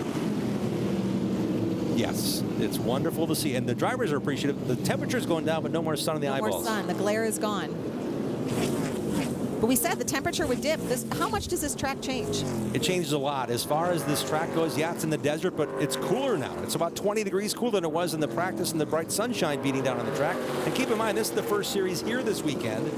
So they had to clear the track, basically. They put the traction compound down. That's the darker spots on the racetrack. You can see in the corners on the high groove. They put that to make the adhesion work throughout the entire race surface, not just 1 or 2 lines. Yeah. So as they work into that, it takes some time to develop that. And being the first race here this weekend, it took a lot of time to get the track clean enough because we're in the desert. So to have all this come forward, at this point in the race, it's cooled down temperature-wise. The team's got a chance in the coolness, in the sundown, to make those changes. That's a big deal to have these young drivers learn how this car will feel over 150 miles. And some of these drivers have experience here in the West Series. We talked about this is the ARCA Menards National Series, but it's also a West race, taking a look at some of the history at Phoenix in the West Series. A ton of racing, but there is, again, if you're watching at home, there's no difference in the cars. You don't necessarily know who's a West driver, who's a national driver, but the points are going to be different depending on how the results at the end of the race. You're going to get the points of your finish. It had been in the case of ARCA Menards Series or ARCA East and West combined at Iowa Speedway for years. You got points for your series. So if you finish 6th but first in class, you got first place points. Not today. You're getting 31st place points if you finish 31st, no matter the series. So that's a big deal for these drivers to say, I'm not the best in class. I actually have to be I'm losing a lot of points if I don't perform here at Phoenix. It's a long way to recover, and it's a short season for the West Series. And that number 6, Jake Drew, is one of those West Series drivers. Again, losing the West Championship due to really comes down to a tiebreaker last year to Jesse Love. Jesse Love won the West Championship 2 years in a row. as 18, Sammy Smith continues to lead here at Phoenix, 95 of 150 laps completed. Yeah, Drew is running 8th, the top West Series driver, but Sammy Smith is also setting course here for the Sioux Chief Showdown. This is the first of 10 races. Sammy intends on racing all 10 of those. Regardless of age, yeah, he's only 17, but man, the strength he's putting forward and building those 10 races, they add up quickly. One mistake, one happening, it's going to cost you. So for Sammy to be this performance spot on right now, that spells trouble for the teams that said, oh, Ty Gibbs left the series. Thank goodness. This team is right where they left off with their young driver out of Iowa. So you have the Sioux Chief Showdown, Sammy Smith running for that. You have the West Series race, Jake Drew running for that. But you have the National Series, ARCA Menards Series, Sammy Smith trying to win his very first National Series race. Can he do it? He has 54 laps to find out.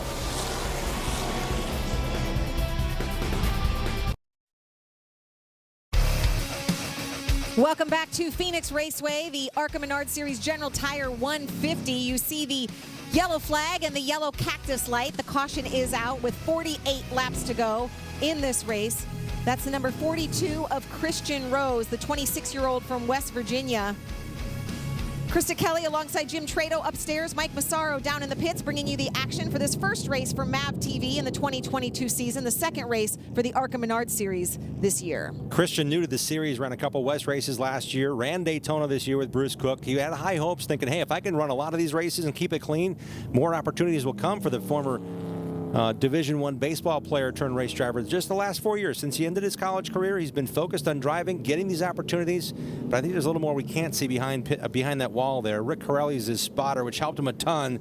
But when the handling goes away at Phoenix, it goes very quickly awry for Christian, bringing out that 6th caution. I do love hearing who these drivers are away from the track. Some of them have full-time day jobs. Hearing that he's a baseball player turned race car driver is pretty cool. Really, especially because baseball season, especially here in Phoenix, is about to start with spring training. We're so glad that baseball is going to be back. March Madness is about to start. It's a great time to be a sports fan, and that includes a race fan, especially for ARCA Series racing, because we are getting down to it. Just 47 laps to go of this 150-lap race. Under caution currently. We'll bring you back to Phoenix right after this.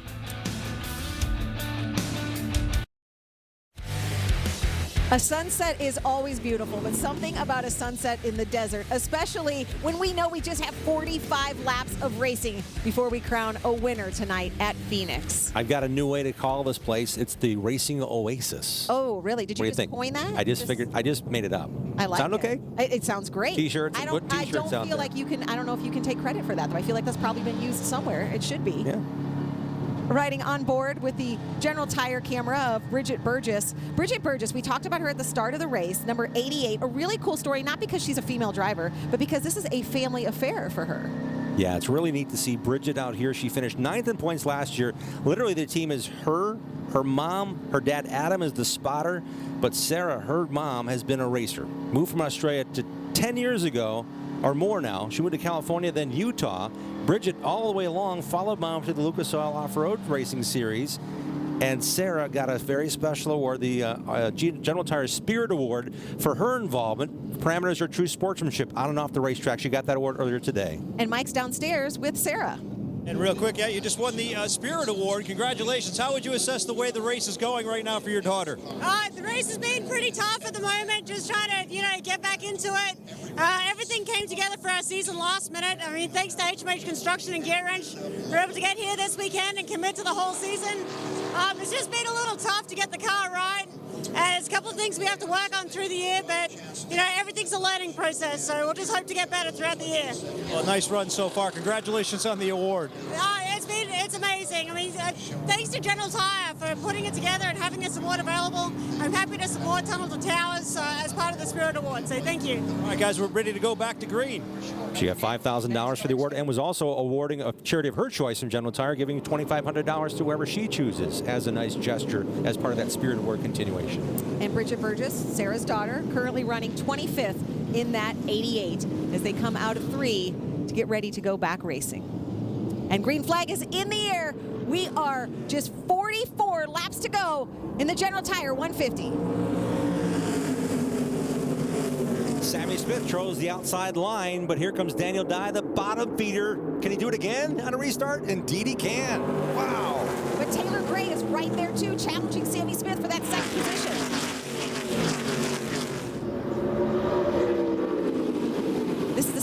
Daniel Dye has led, and he has taken the lead both times on the restart.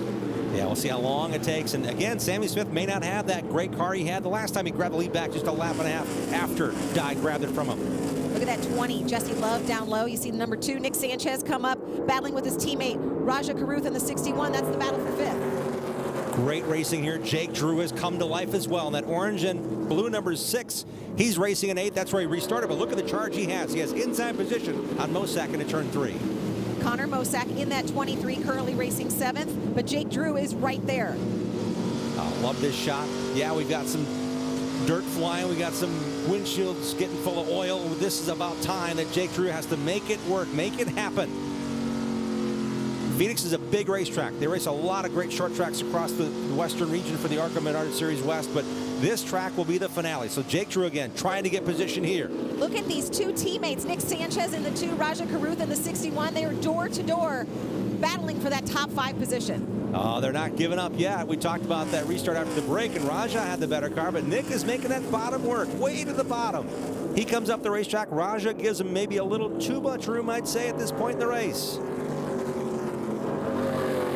This is a great battle. Again, teammates racing for that 5th position with only 40 laps to go. Trying to stay off each other again, that long back straightaway. And the setup into this corner is deceiving because the racetrack continues almost an outward run where you got to tuck it down to the bottom of that line, entering turn 3 each and every lap. I mean, their lap time just mirrors each other. It's almost the same, running for that 5th position. While they figure out what they're doing, guess what's right behind them? 3 more cars to battle at it in the back half of the top 10. This is awesome. That 6 of Jake Drew and that blue and orange car battling the number 23 of Connor Mosak. That's the battle for 7th. 03 is Alex Clubb. He's a lap down in 23rd. So as they contend with traffic, I want to remind you that still Daniel Dye up front, the number 43 leading this race, but we have such great battles again for this 5th position, for the 7th position. These drivers trying to stay in the top 10, but continue to just gain those points. And the racing groove is widened now. Pick your poison. Where do you want to be? Where's that car going to handle? If it gets tight off the corner, the apron and the low banking actually helps the drivers. It's a more forgiving run. It's not a one line only kind of a racetrack. You can move around, and these spotters up on the roof, I mentioned there's a bunch of veteran spotters, NASCAR Cup spotters, helping them figure this out, saying this is where Sammy Smith and Daniel Dye have been running. Where do you think you want to be? Hey, try this line. That's all part of this development that this series really thrives on. 14 cars on the lead lap. We completed 113 of 150 laps in the General Tire 150 at Phoenix Raceway. You're watching ARCA Menards Series racing from Phoenix. Race number 2 on the season. The driver who won race number 1, Corey Heim, is not here. He won at Daytona in that 20. That 20 tonight being driven by Jesse Love, and he's currently running 4th. Making laps here. Look at that Raja Cruz car just a tick better. We talked about how even they were just 4 laps ago. That number 2 UTI Chevrolet of Nick Sanchez a little bit off the line he was running, trying to figure out this racetrack and gather it back up to challenge his teammate for 5th. Trying to hold on to that lead lap is the number 25. That's Tony Breitinger, one of the females in the field. Currently running 14th. Pedroncelli in the number 33, a full-timer in the West Series, battling for a top 15 position as well. Yeah, father-son in this race. To the bottom goes Tony Breitinger. Again, this team, the number 25 team, is what Venture Motorsports has hung their hat on since Big Bill won the championship in '87 and built a family operation now that has one of the lead Toyota development operations in place. Tony's aligned with them for the full season this year. And she really has a lot of followers on social media. She's interacting. She's gaining audience. She's gaining exposure for this series. Performance is also part of her formula for a full season this year as well. Daniel Dye leading in that number 43. Sammy Smith about a second behind in second. With the sun setting too, sun already down, the blue and orange on that number 43 of Daniel Dye really showing up strong.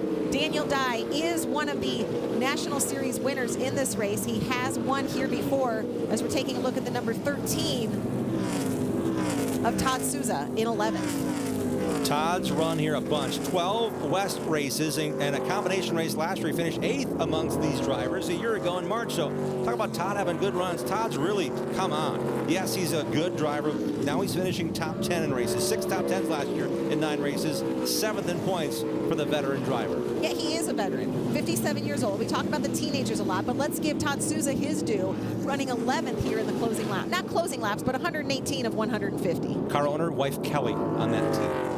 That's a family deal, too.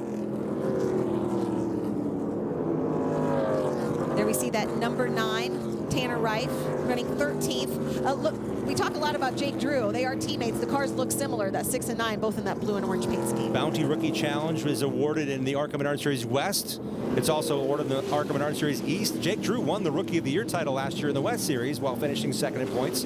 Tanner Reif would like to equal or match or improve on that. His run here, again, he got the lucky dog early on, hanging out in 13th right now for Reif in that number 9, right behind the 99. That is a Bill McAnally car. Bill's got 3 cars in the field, all sponsored by Napa. This is the 31st season Bill's got Napa sponsorship for his race team, chasing their 12th title. It's amazing. And that number 99 is Cole Moore. He's 24 years old, out of Orangevale, California. That's up by Fresno, up in Northern California. Motocross rider turned race car driver. He was the 2019 Southwest Racing League champion. Big thing for that team. They were aligned with Chevrolet many years ago. We're the lead Toyota team when Michael Waltrip Racing was in existence. They got a lot of their Cup cars to run the West Coast. They have now switched back to Chevrolet for 2022. Cole Moore, one of the drivers racing the West Series. Again, something we talked about. This is sort of a combination race. You have the ARCA Menards Series. You also have the ARCA Menards Series West running at the same time tonight. Drivers racing for separate championships, but both sharing the track this evening. Great to see. And you're really gauging yourself in the competition. We might see 4 or 5 races where a West team will say, I want to run more. I want to run Iowa. I want to go race at Milwaukee. 3 of the races in the ARCA Menards Series schedule this year will be combination events with the ARCA Menards Series East. The last 3 races of that series are Milwaukee and Bristol are 2 of the 3. We get to see those as well. They're racing in combination later this year. So it's really a nice way to say, where are we at? Where are we compatible? And ARCA Menards Series officials have spent a lot of time on trying to improve that formula. You can race anywhere with us, no matter the series. If it's ARCA, we got a place for you. Are we seeing Daniel Dye stretch out this lead in that number 43 as we see the number 15, Parker Chase, into the wall? He was off the pace. He was laps down when this happened. So a big change of events for a driver. We talked about racing in the top 10. We had him score 20th last lap. We can see the damage already. That bear bond is from an earlier incident. So Parker Chase, learning the danger of racing on the edge here at Phoenix, caught the fence again. And just when I say that Daniel Dye is stretching that lead.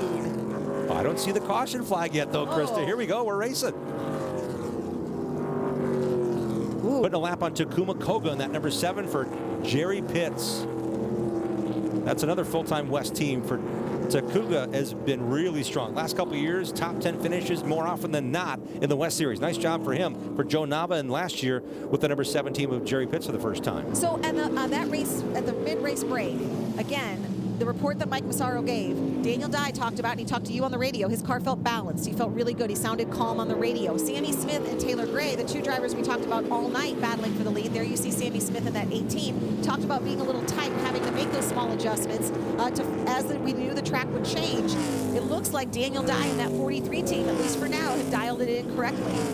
And one thing we see in the ARCA Menards Series, last year we saw it between Ty Gibbs and Corey Hine. 2 heavyweights battling each other, race for race, lap for lap. In the season finale, they were going for the win. And as they battled amongst themselves, Nick Sanchez snuck past them. I feel that same formula playing out here. Tanner Gray, Sammy Smith qualified in the front row, led all those laps early in the race. Well, Daniel Dye's waiting in the weeds, made the change at the halfway break, grabbed the lead, got the eyebrows raised, but Sammy powered back. And now Daniel's got a car that's really good this long run to the finish. But we're not giving it to Daniel Dye just yet. There are 24 laps to go. A lot can still happen in this race. You have Sammy Smith. You have Taylor Gray in that 18 and 17. They are lurking. You have Jesse Love, Raja Caruth, Nick Sanchez, Jake Drew. Those are your top 7 drivers. Sammy Smith. Battling for second here. Look at this. In traffic.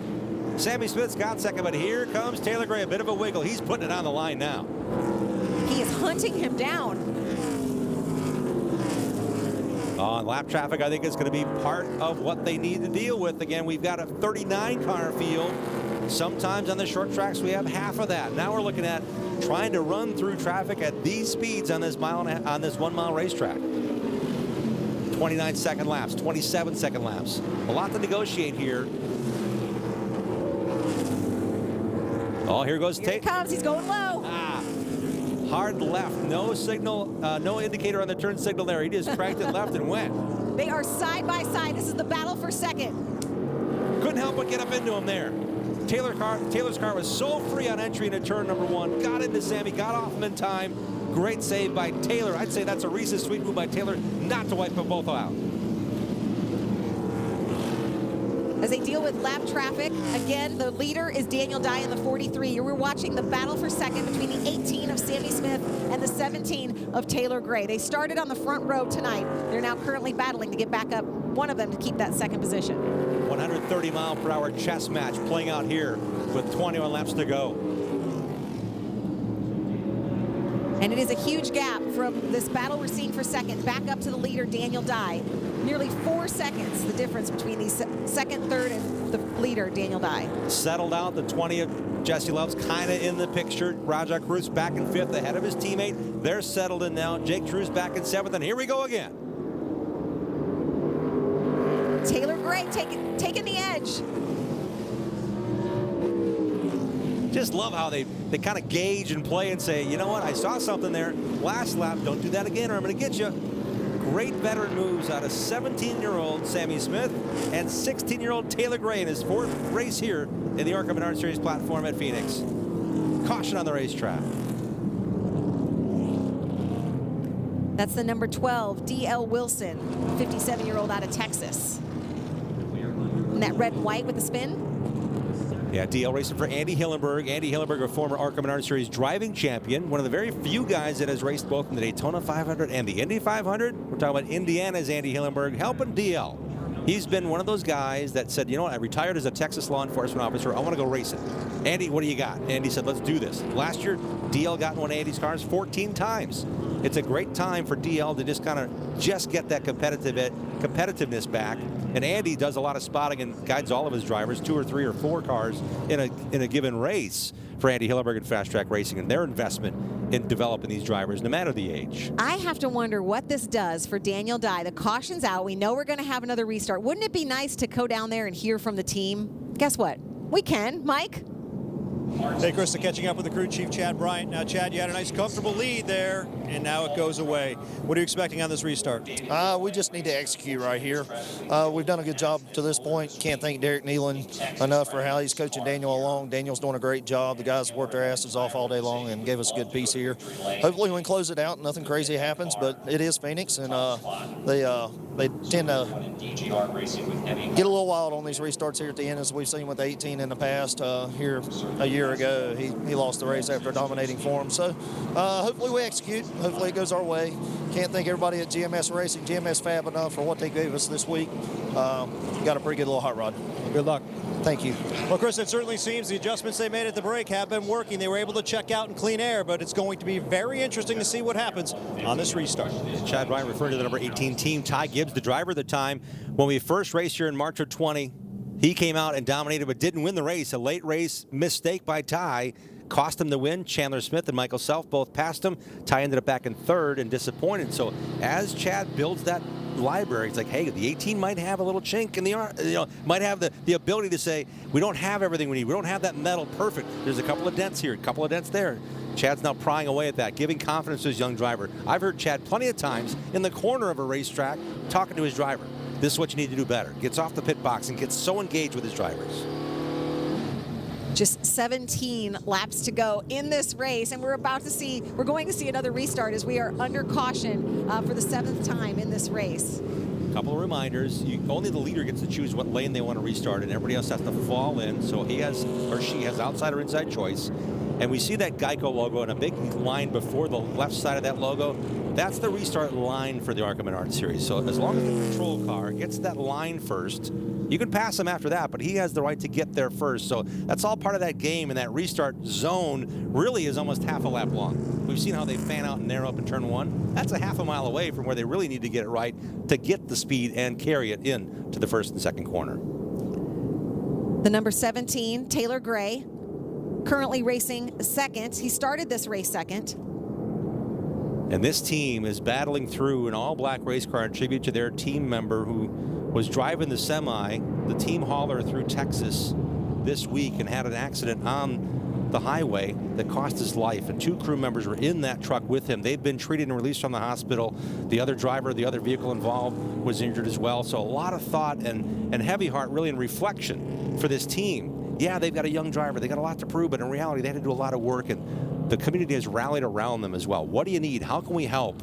And to see them perform at this level, Taylor's doing a great job representing their team, carrying on through in spirit and memory. We also saw Chad Johnston wearing a hat with the number 17 on it, and really in tribute to the crew member that perished, Stephen Stott. So it said SS17 on his hat. Our thoughts are with them as well as they heal, as the ARCA family heals from that tragic loss this week.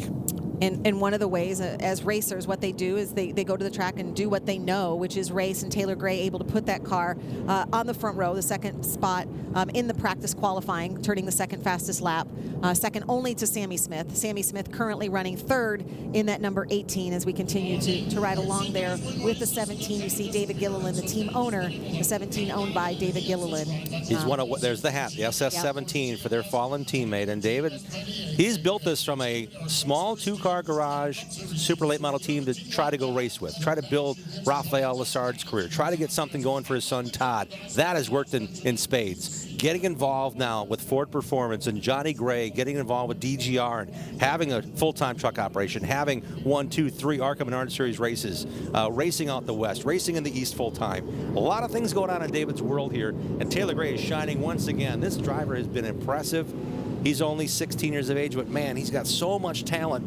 And in this platform, I mentioned he won in the West race, finishes top 3, top 4, gets out of the car, goes, that was okay. He's won twice against the West competition. So they know what they're doing, and that combination, I talked about it earlier, Chad Johnston and this young driver, developing that trust and understanding. It's all driven and directed by David Gilliland, who's on that pit box more often than you think, directly involved with these race cars, even when there's not a NASCAR race where his son is racing on Sundays. Well, a couple of laps to go before we go green.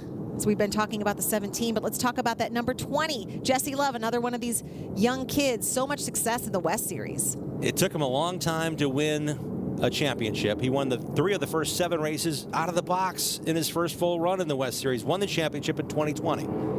Was dedicated to running some more ARCA Menards Series races while still racing for Bill McAnally in the West, won the championship in the 9 races last year. He also raced a bunch with us in the ARCA Menards Series, so now's the time for Jesse to shine. Bob Diller and I were calling those races last year saying, when is Jesse going to win? It was not until September when he won his first ARCA Menards Series race at Salem Speedway, beating Ty Gibbs. Took him all year to kind of get in that position, and we saw what happened after that. Jesse's been in contention. He's been hanging around the back half of the top 5. It's go time now for that young California surfer. Just 14 laps to go. Under caution. Getting ready to go back green, and we're going to see quite a finish. We have seen on these restarts, Jim, it has been crazy. We expect it to be so again when they drop the green, because again, so much real estate, if you will. The racetrack is wide at the start-finish line. It narrows down, and really there is no room for error now because we're in the closing laps of this race. And that hole, I'll give you a little bit of room. I'll move up the racetrack. We're going after it right now. This is the restart potentially to decide the champion of the General Tire 150. 61 of Raja Karuth in the mix, currently running 6th. Yep, cleaning those tires off. Raja is getting so much experience here just because we've had a number of restarts. Some of these races, the only time we go to have a commercial, a break, not a commercial, but actually a break in the races during these dedicated stops. We've had 7 cautions. That means this is the 7th time he's got a chance for firing off perfect on a restart for the inside row 3. Here we go. Daniel Dye, your leader in the number 43, trying to hold on to that lead and win this race. Taylor Gray in the 17 in second, looking for his first National Series win. Green flag back in the air, 13 laps to go in Phoenix. They dip down low, the 17, Taylor Gray, out front of the 18 of Sammy Smith. And they're nearly 3 wide as Daniel Dye gets eaten up by Smith and Gray. Picked on the inside, picked on the outside, and Daniel had nothing to do but watch 2 cars roll past him, and Dye now back to the challenge. Down the backstretch for second. On board the Father Lopez Catholic High School onboard camera of Daniel Dye, his friends watching him in Florida, looking for the win, but Taylor Gray is out front. Taylor has yet to win an ARCA Menards Series race. It's a big day in tribute to those team members this week. And here we go. Sammy Smith getting a challenge by Rajah Caruth for third. I wouldn't have thought that was possible at this point in the season. Rajah is coming forward. Rajah Caruth takes third from Sammy Smith. Wow, great action. Sammy Smith says not so fast. Sammy has the inside line here, but Rajah rolled the top and got by his teammate Nick Sanchez earlier in the race, and there goes Nick to the bottom once again. And that white number 2 to try to get that position back from his teammate. Yep, Sammy got the spot there. Sammy got back around Rajah. I'm sorry, he's behind Rajah now. I didn't realize he was battling with Jesse Love behind Rajah as Rajah's pulled away 4 car lengths from the car that was so dominant early in this race.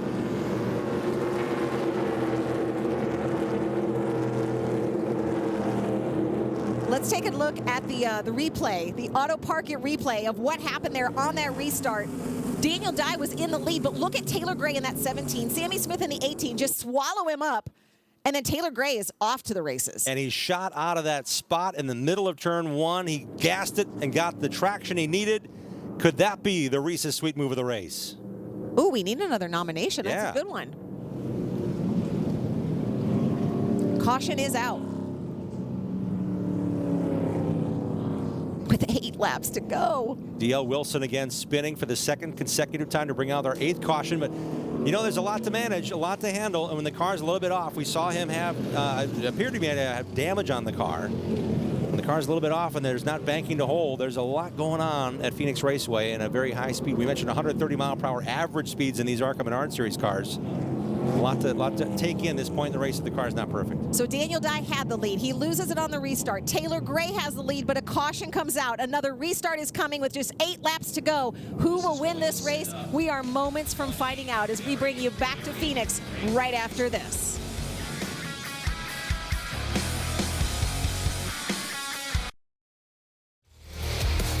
If you are just joining us in Phoenix for the ARCA Menards Series General Tire 150, boy, did you pick the right time to do it, because we have just 6 laps of racing remaining. We are currently under caution as track cleanup almost finished to go back green flag racing for the finish of what we are sure, Jim, is going to be an exciting one. And was Taylor Gray reaching in his back pocket for the last card to play in the poker hand on that last restart? He's got to find some other card to play here. He has to change it up, because I think that inside line, he may have company down there. That's how he got the lead in that last restart. He went below the race restart, or the leader, excuse me, to get that lead back, and he's now picked the inside in that black number 17. Yep, you're talking about Taylor Gray in that black 17. He was able to take the lead on the restart from that 43 driven by Daniel Dye. You see him there. Sammy Smith, though, is lurking. Sammy Smith was our General Tire Pole Award winner. He's currently running 4th with Rajah Caruth in between in 3rd. You can hear him clearing it out, hitting the gas, getting those tires, weaving back and forth. They can't weave once they get into turn 3. They got to settle in for that restart line and the zone to follow that could determine our champion. All these young kids up front, we've talked about all of them. They've all basically made a case for themselves, but now they only have 5 laps to get it done, and the green flag is in the air. The closing laps of the General Tire 150 in Phoenix. Taylor Gray's he's there. He has the lead. Sammy Smith took the high line, thinking that would propel him into the mix. Now he's in the middle of a 4-wide run in the first corner, back in 5th. Look at who's contending, who's battling Taylor Gray. It's Rajah Caruth in the 61 as we go on board with Daniel Dye. Right to the rear tail end of that Chevrolet SS ahead of him. Damaged by Todd Souza, smoking out the back of the 13. Looks like a tire up in the left front. See him down there making contact with the 9, and he spins the 9. Wow, great camera work by our MAV crew to get on top of that. That was a battle back in the 11th position for Reif and Souza. Could Souza have had damage from contact before we saw that move to bring out our 9th caution of the race? They're racing all year long for the West Series title. And I just think of Taylor Gray, able to, like I said, have those 2 good restarts, able to hold on to that lead with what we thought was just 3 laps to go. Now under caution, he's going to have to do it again. Great restart that time. No question he had it in control. He had the inside line and controlled that. Others didn't have that run, and Sammy Smith didn't fire off as well. That's a relief, I think, momentarily for the rest of the teams, because Sammy's been so bulletproof to this point. But now it seems like it's fading just a little bit, and that speed firing off Look at this, 4 wide run. The Auto Parker replay, there's the banging off the wall. Josh Berry banged into Souza. Souza got into the 9 of Reif. And here we see it right here. Here's that contact, the 13 of Souza into the 9 of Tanner Reif. we don't know if that was, I wouldn't call that payback. I think it's called close quarters racing on the backstretch. Especially in these closing laps. Again, you talked about the fact that they were back a little bit in the pack, but still racing for every position. Battling for just outside the top 10. You got to take every chance. You can't leave anything on the table here. And here's what we haven't seen. Raja Caruth now in the 2nd position. Raja Caruth could be in the catbird seat. Jesse Love 3rd. Daniel Dye back to 4th. That's the crew chief for our race restart leader, Taylor Gray. That's Chad Johnston. Going through the scenarios, going through what he hopes his young driver can do after his work's been done on pit road. And we're setting up now for a green-white checker finish. What do you anticipate happening here, Jim? It's going to be the mindset of you need this restart. We will not end this race under yellow. After the white flag, there's still a chance to restart the race if we have a caution. So it's a little bit different than the NASCAR National Series. So there's a lot going on in a short period of time. Let's throw it down to Mike. And with Chad Johnson, the crew chief for Taylor Gray, and your driver's been spectacular on the last 2 restarts. What are you expecting here? Yeah, we just got to get a plan here and execute it. He's done an awesome job all day long. You know, he did an awesome job the last 2 restarts executing. And, you know, like I told him, whoever has the lead off of turn 2 is going to win the race. Certainly a lot of motivation, a lot of desire to get to victory lane here in the 17 camp. Krista? Yeah, absolutely. We talked about the tragedy of that race team. Again, losing a member of their team to a crash on the highway driving here to Phoenix. Taylor Gray, though, the driver of that 17, wanting to really just rally the team, lift the team if he can, and racing for his first National Series win as well. Yeah, really strong record, great top 5 credentials, great top 10 credentials. 10 top 10s last year in 11 races. His average finish in those 10 races, 5.4. So he's been there, but he hasn't closed the deal yet. Could today be the day? And Raja Caruth, what a story that would be if that young second-year driver, new to stock car racing just 4 years ago, can pull this off. That's a huge deal as he's about to embark on a NASCAR Xfinity Series part-time schedule in a couple of weeks. And we are at what was scheduled to be the completed lap distance, 150 of 150 laps. We are under yellow, so we will see the green. Then we will see the white, and then we will hopefully see the checkered. Ooh, we're just getting word from race control. Green and white flag together. You know what that means? More chaos. Oh, I'm sorry. I'm getting clarification now. I'm so excited to know that these rules can play out, and there's a couple of different ones. We are now at the lap 150 mark, so we're in overtime. We're going green, then white, then checkered. Then we'll see what happens after that. It's a lot to keep track of. I know, but I can't I told bear you, though, it. at the start of this race, I said Jim's bouncing off the walls. He has so much passion, knows so much about these drivers in this series. And I hope you've enjoyed the ride today because we got a lot of great stories in. And again, this MAV coverage is awesome. We're here all season long, 11 of these races live on MAV TV, showcasing these drivers across America. We're going to talk about Daniel Dye all season in that 43, riding on board with the Father Lopez Catholic High School onboard camera. Shout out to his friends rooting for him down in Florida. Daniel Dye drives that number 43. He has been a leader of this race. He currently is running 4th. I've seen Daniel have success. I've seen Daniel miss by a little bit, and he internalizes. That 18-year-old driver has to fire off better than the last restart. That little pump up, I'm sure Chad Bryant was in his ears saying, you did this last time, you need to do this perfect this time from outside row 2 on this critical restart. It is. This is the race comes down to this. And Chad Johnson, the crew chief on that number 17, is absolutely right. Taylor Gray knows the job at hand. Coming off for turn 2, that's everything to get the restart through that zone and get that point coming off that corner down the backstretch. So it's not just the launch. You have to be able to hold it. You have to be able to take it where the racetrack bottlenecks down out of turn 2, hold on to it, and be aggressive. As the green flag is back in the air, 150 laps of racing, all comes down to this. Taylor Gray able to hold on to that lead, but will he be able to make it stick out of turn 2? 4 wide for second. Something's going to happen. Daniel Dye's dirt tracking through there and still holds on to second momentarily. Contact with Jesse Love in that 20, and you see the 20. Is that the 20 getting squirrely back there in the pack? It is. Raja Caruth also was up into the front row in the restart. He's back pedaling there in 3rd, pedaling hard now to get position back. The white flag is out. We're on the final lap in Phoenix. Gray blown away at contest, could be the race for second. 23 starts for Taylor Gray in the ARCA Menards Series. Could this be the magic one with so much emotion on the line to play out here? There you see a battle with Raja Caruth and Sammy Smith, but it's Taylor Gray out front, racing with heavy hearts into Phoenix. They leave Phoenix a race winner. And cars are spinning after the checkered flag. The 13 of Souza. He'll cross the line in 12th. Tires smoke emitting. But man, what a day. What a race. What a win for Todd Gilliland's team that became what David Gilliland built. And now it's coming to 4 as a team in contention with Taylor Gray, the driver for the Sioux Chiefs Showdown. And for as many races as Chad Johnson has on his schedule with this young driver, it's coming true here. 30th time those guys played together and now have won in the ARCA Menards Series. And as you saw that celebration up on the pit box, it actually felt a little bit more like relief and just a big sort of exasperation, knowing what they had been through, all the struggles this week, the heavy hearts, losing a team member. Taylor Gray does the best thing he can do. The best way for a racer and for a team to heal is to go out and do your job. Taylor Gray does it, and he wins his first National Series race. Mike Massaro is down in the pits. Krista, just so much emotion right now in the David Gilliland Racing pit. What's this mean to you guys right now after the week you've been through? It means everything. You know, this is for Steven and his family. You know, they've been in our hearts and prayers all week. It's been a very, very tough week. But, you know, Michael back at the shop and John and all those guys, man, the team really pulled together to get out here and get a car out here.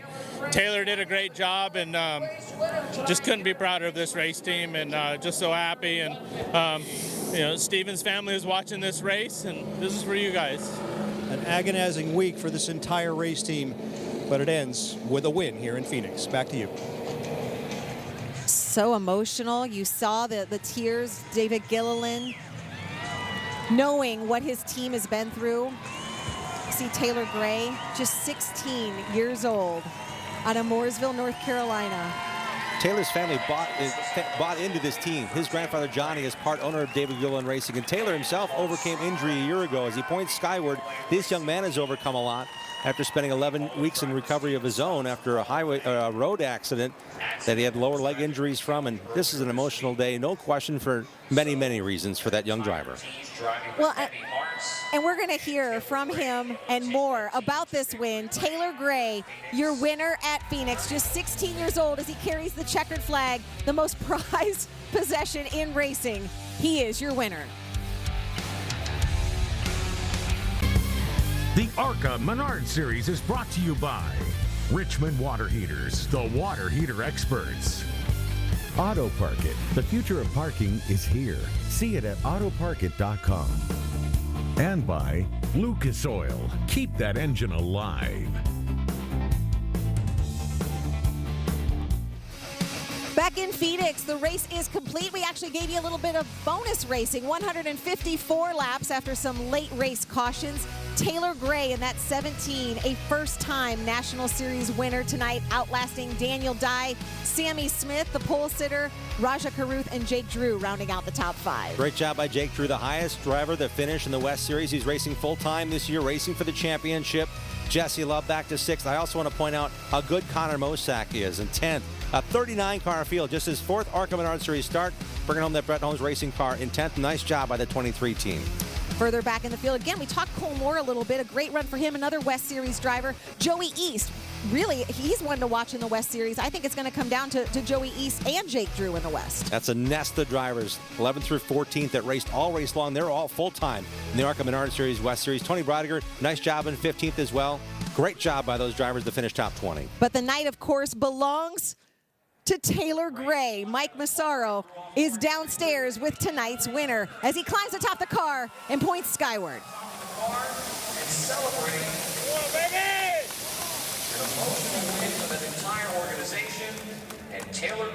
Out of the car after pointing toward the sky. A tough-fought victory. First off, let's talk about those restarts. What was it like having to battle off some really tough competition there 2-3 times there in the closing laps? Yeah, I felt like they didn't want me to win tonight, man. But you know, all those guys, you know, really tough to beat. And, you know, he's had a really good race car tonight. Chad Johnston, all the guys back at the shop, Jeremy West, Ed, Aaron, Nick on top of the stand, Frank, you know, everybody that goes involved with this program. Man, wow, what a fast car. The reason we're here today is because of Steven, Michael, and John. I don't know why we'd be here if we didn't think they'd want us to be here. And, you know, this is for them. This is all for them. And, yeah. We saw the emotion on your pit box. David Gilliland, Chad Johnston embracing afterwards. You pointing to the sky, getting on top of your car. What does this mean? Can you put it into words, what this means, this moment right here? Man, I don't really know how to describe it. This is just for Steven, you know, man. I feel like he looked over me today and helped me get this win. I'm trying to hold back not to cry right now, but just for those three guys, man. I love those guys like they're my brothers. Every one of these guys are my brothers, man. I love them to death, and just we got to go back and just keep working, man. You can hear the applause. Congratulations on a hard-fought victory here in Phoenix. Thank you. All for Steven, Michael, and John. Thank you. Taylor Gray, the winner. Back to you guys. Thank you, Mike. And it always is sort of laced with a little bit of, it's bittersweet because you know what you've lost coming in here.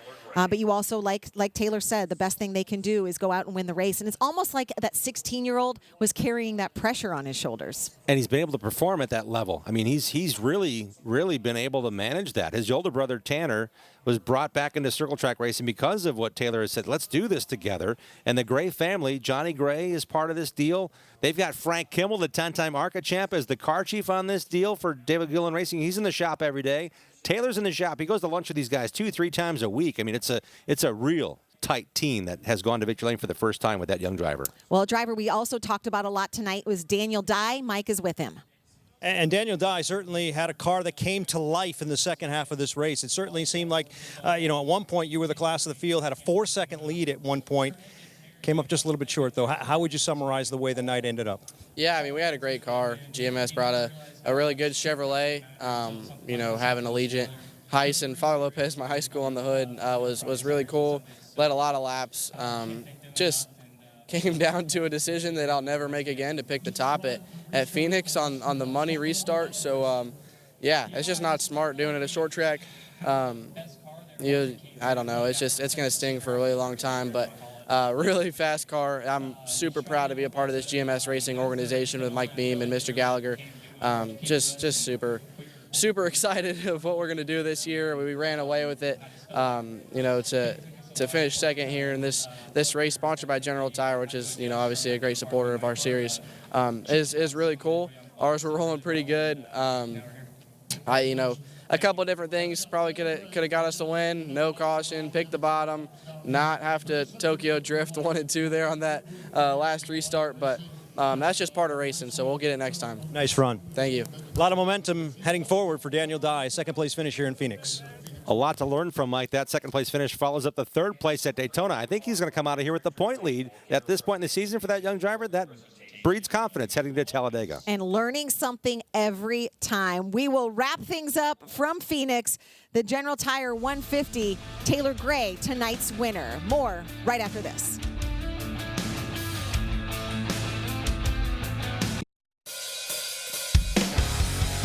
Back in Phoenix, the winning team is the 17 of David Gilliland Racing as the owner. Car driven by Taylor Gray. Congratulations to that team. But we want to hear from some more competitors tonight. Mike is with our third place finisher.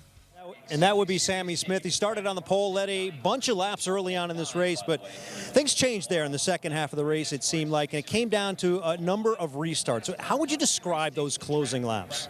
Yeah, you know, the restarts I didn't really think were our issue. We had a really good car the first 75 and then probably 25 laps after that, and then it just went really tight. I'm not sure what quite happened, but just really frustrating to end it like that. As the track changed, as the sun went down, how much did your car change? It actually got better, and then after that one restart where Daniel beat me, it just went dead tight, and I feel like a little bit was clean air, but I don't know what our issue was. Not sure what quite happened, but frustrating, and we'll move on. Top 3 finish for Sammy Smith. Good run here in Phoenix. Krista? So happy with a good run, but disappointed he didn't have that win. Shows you how much it means to these young kids. Let's take a look at our Reese's Sweet Move of the Race contenders. Jim? First nomination, look at this run by Daniel Dye on the inside to get the lead on lap 81 on a restart from Sammy Smith. And then lap 129, that battle between Sammy Smith in that 18 and Taylor Gray in the 17. This is my choice for the Reese's Sweet Move of the race. The number 17 of Tanner Gray to the inside, got the lead, and held them all off to win the race. You can't lead the vote. I mean, don't sway the vote. You, of course, watching at home, can join 9 a.m. tomorrow. Just go on the ARCA Racing Twitter site and nominate your own Sweet Move, Reese's Sweet Move of the race. Yeah, you get to vote at 9 a.m. tomorrow. If I'm right or wrong, you get to have a say on the ARCA Twitter page at 9 o'clock tomorrow.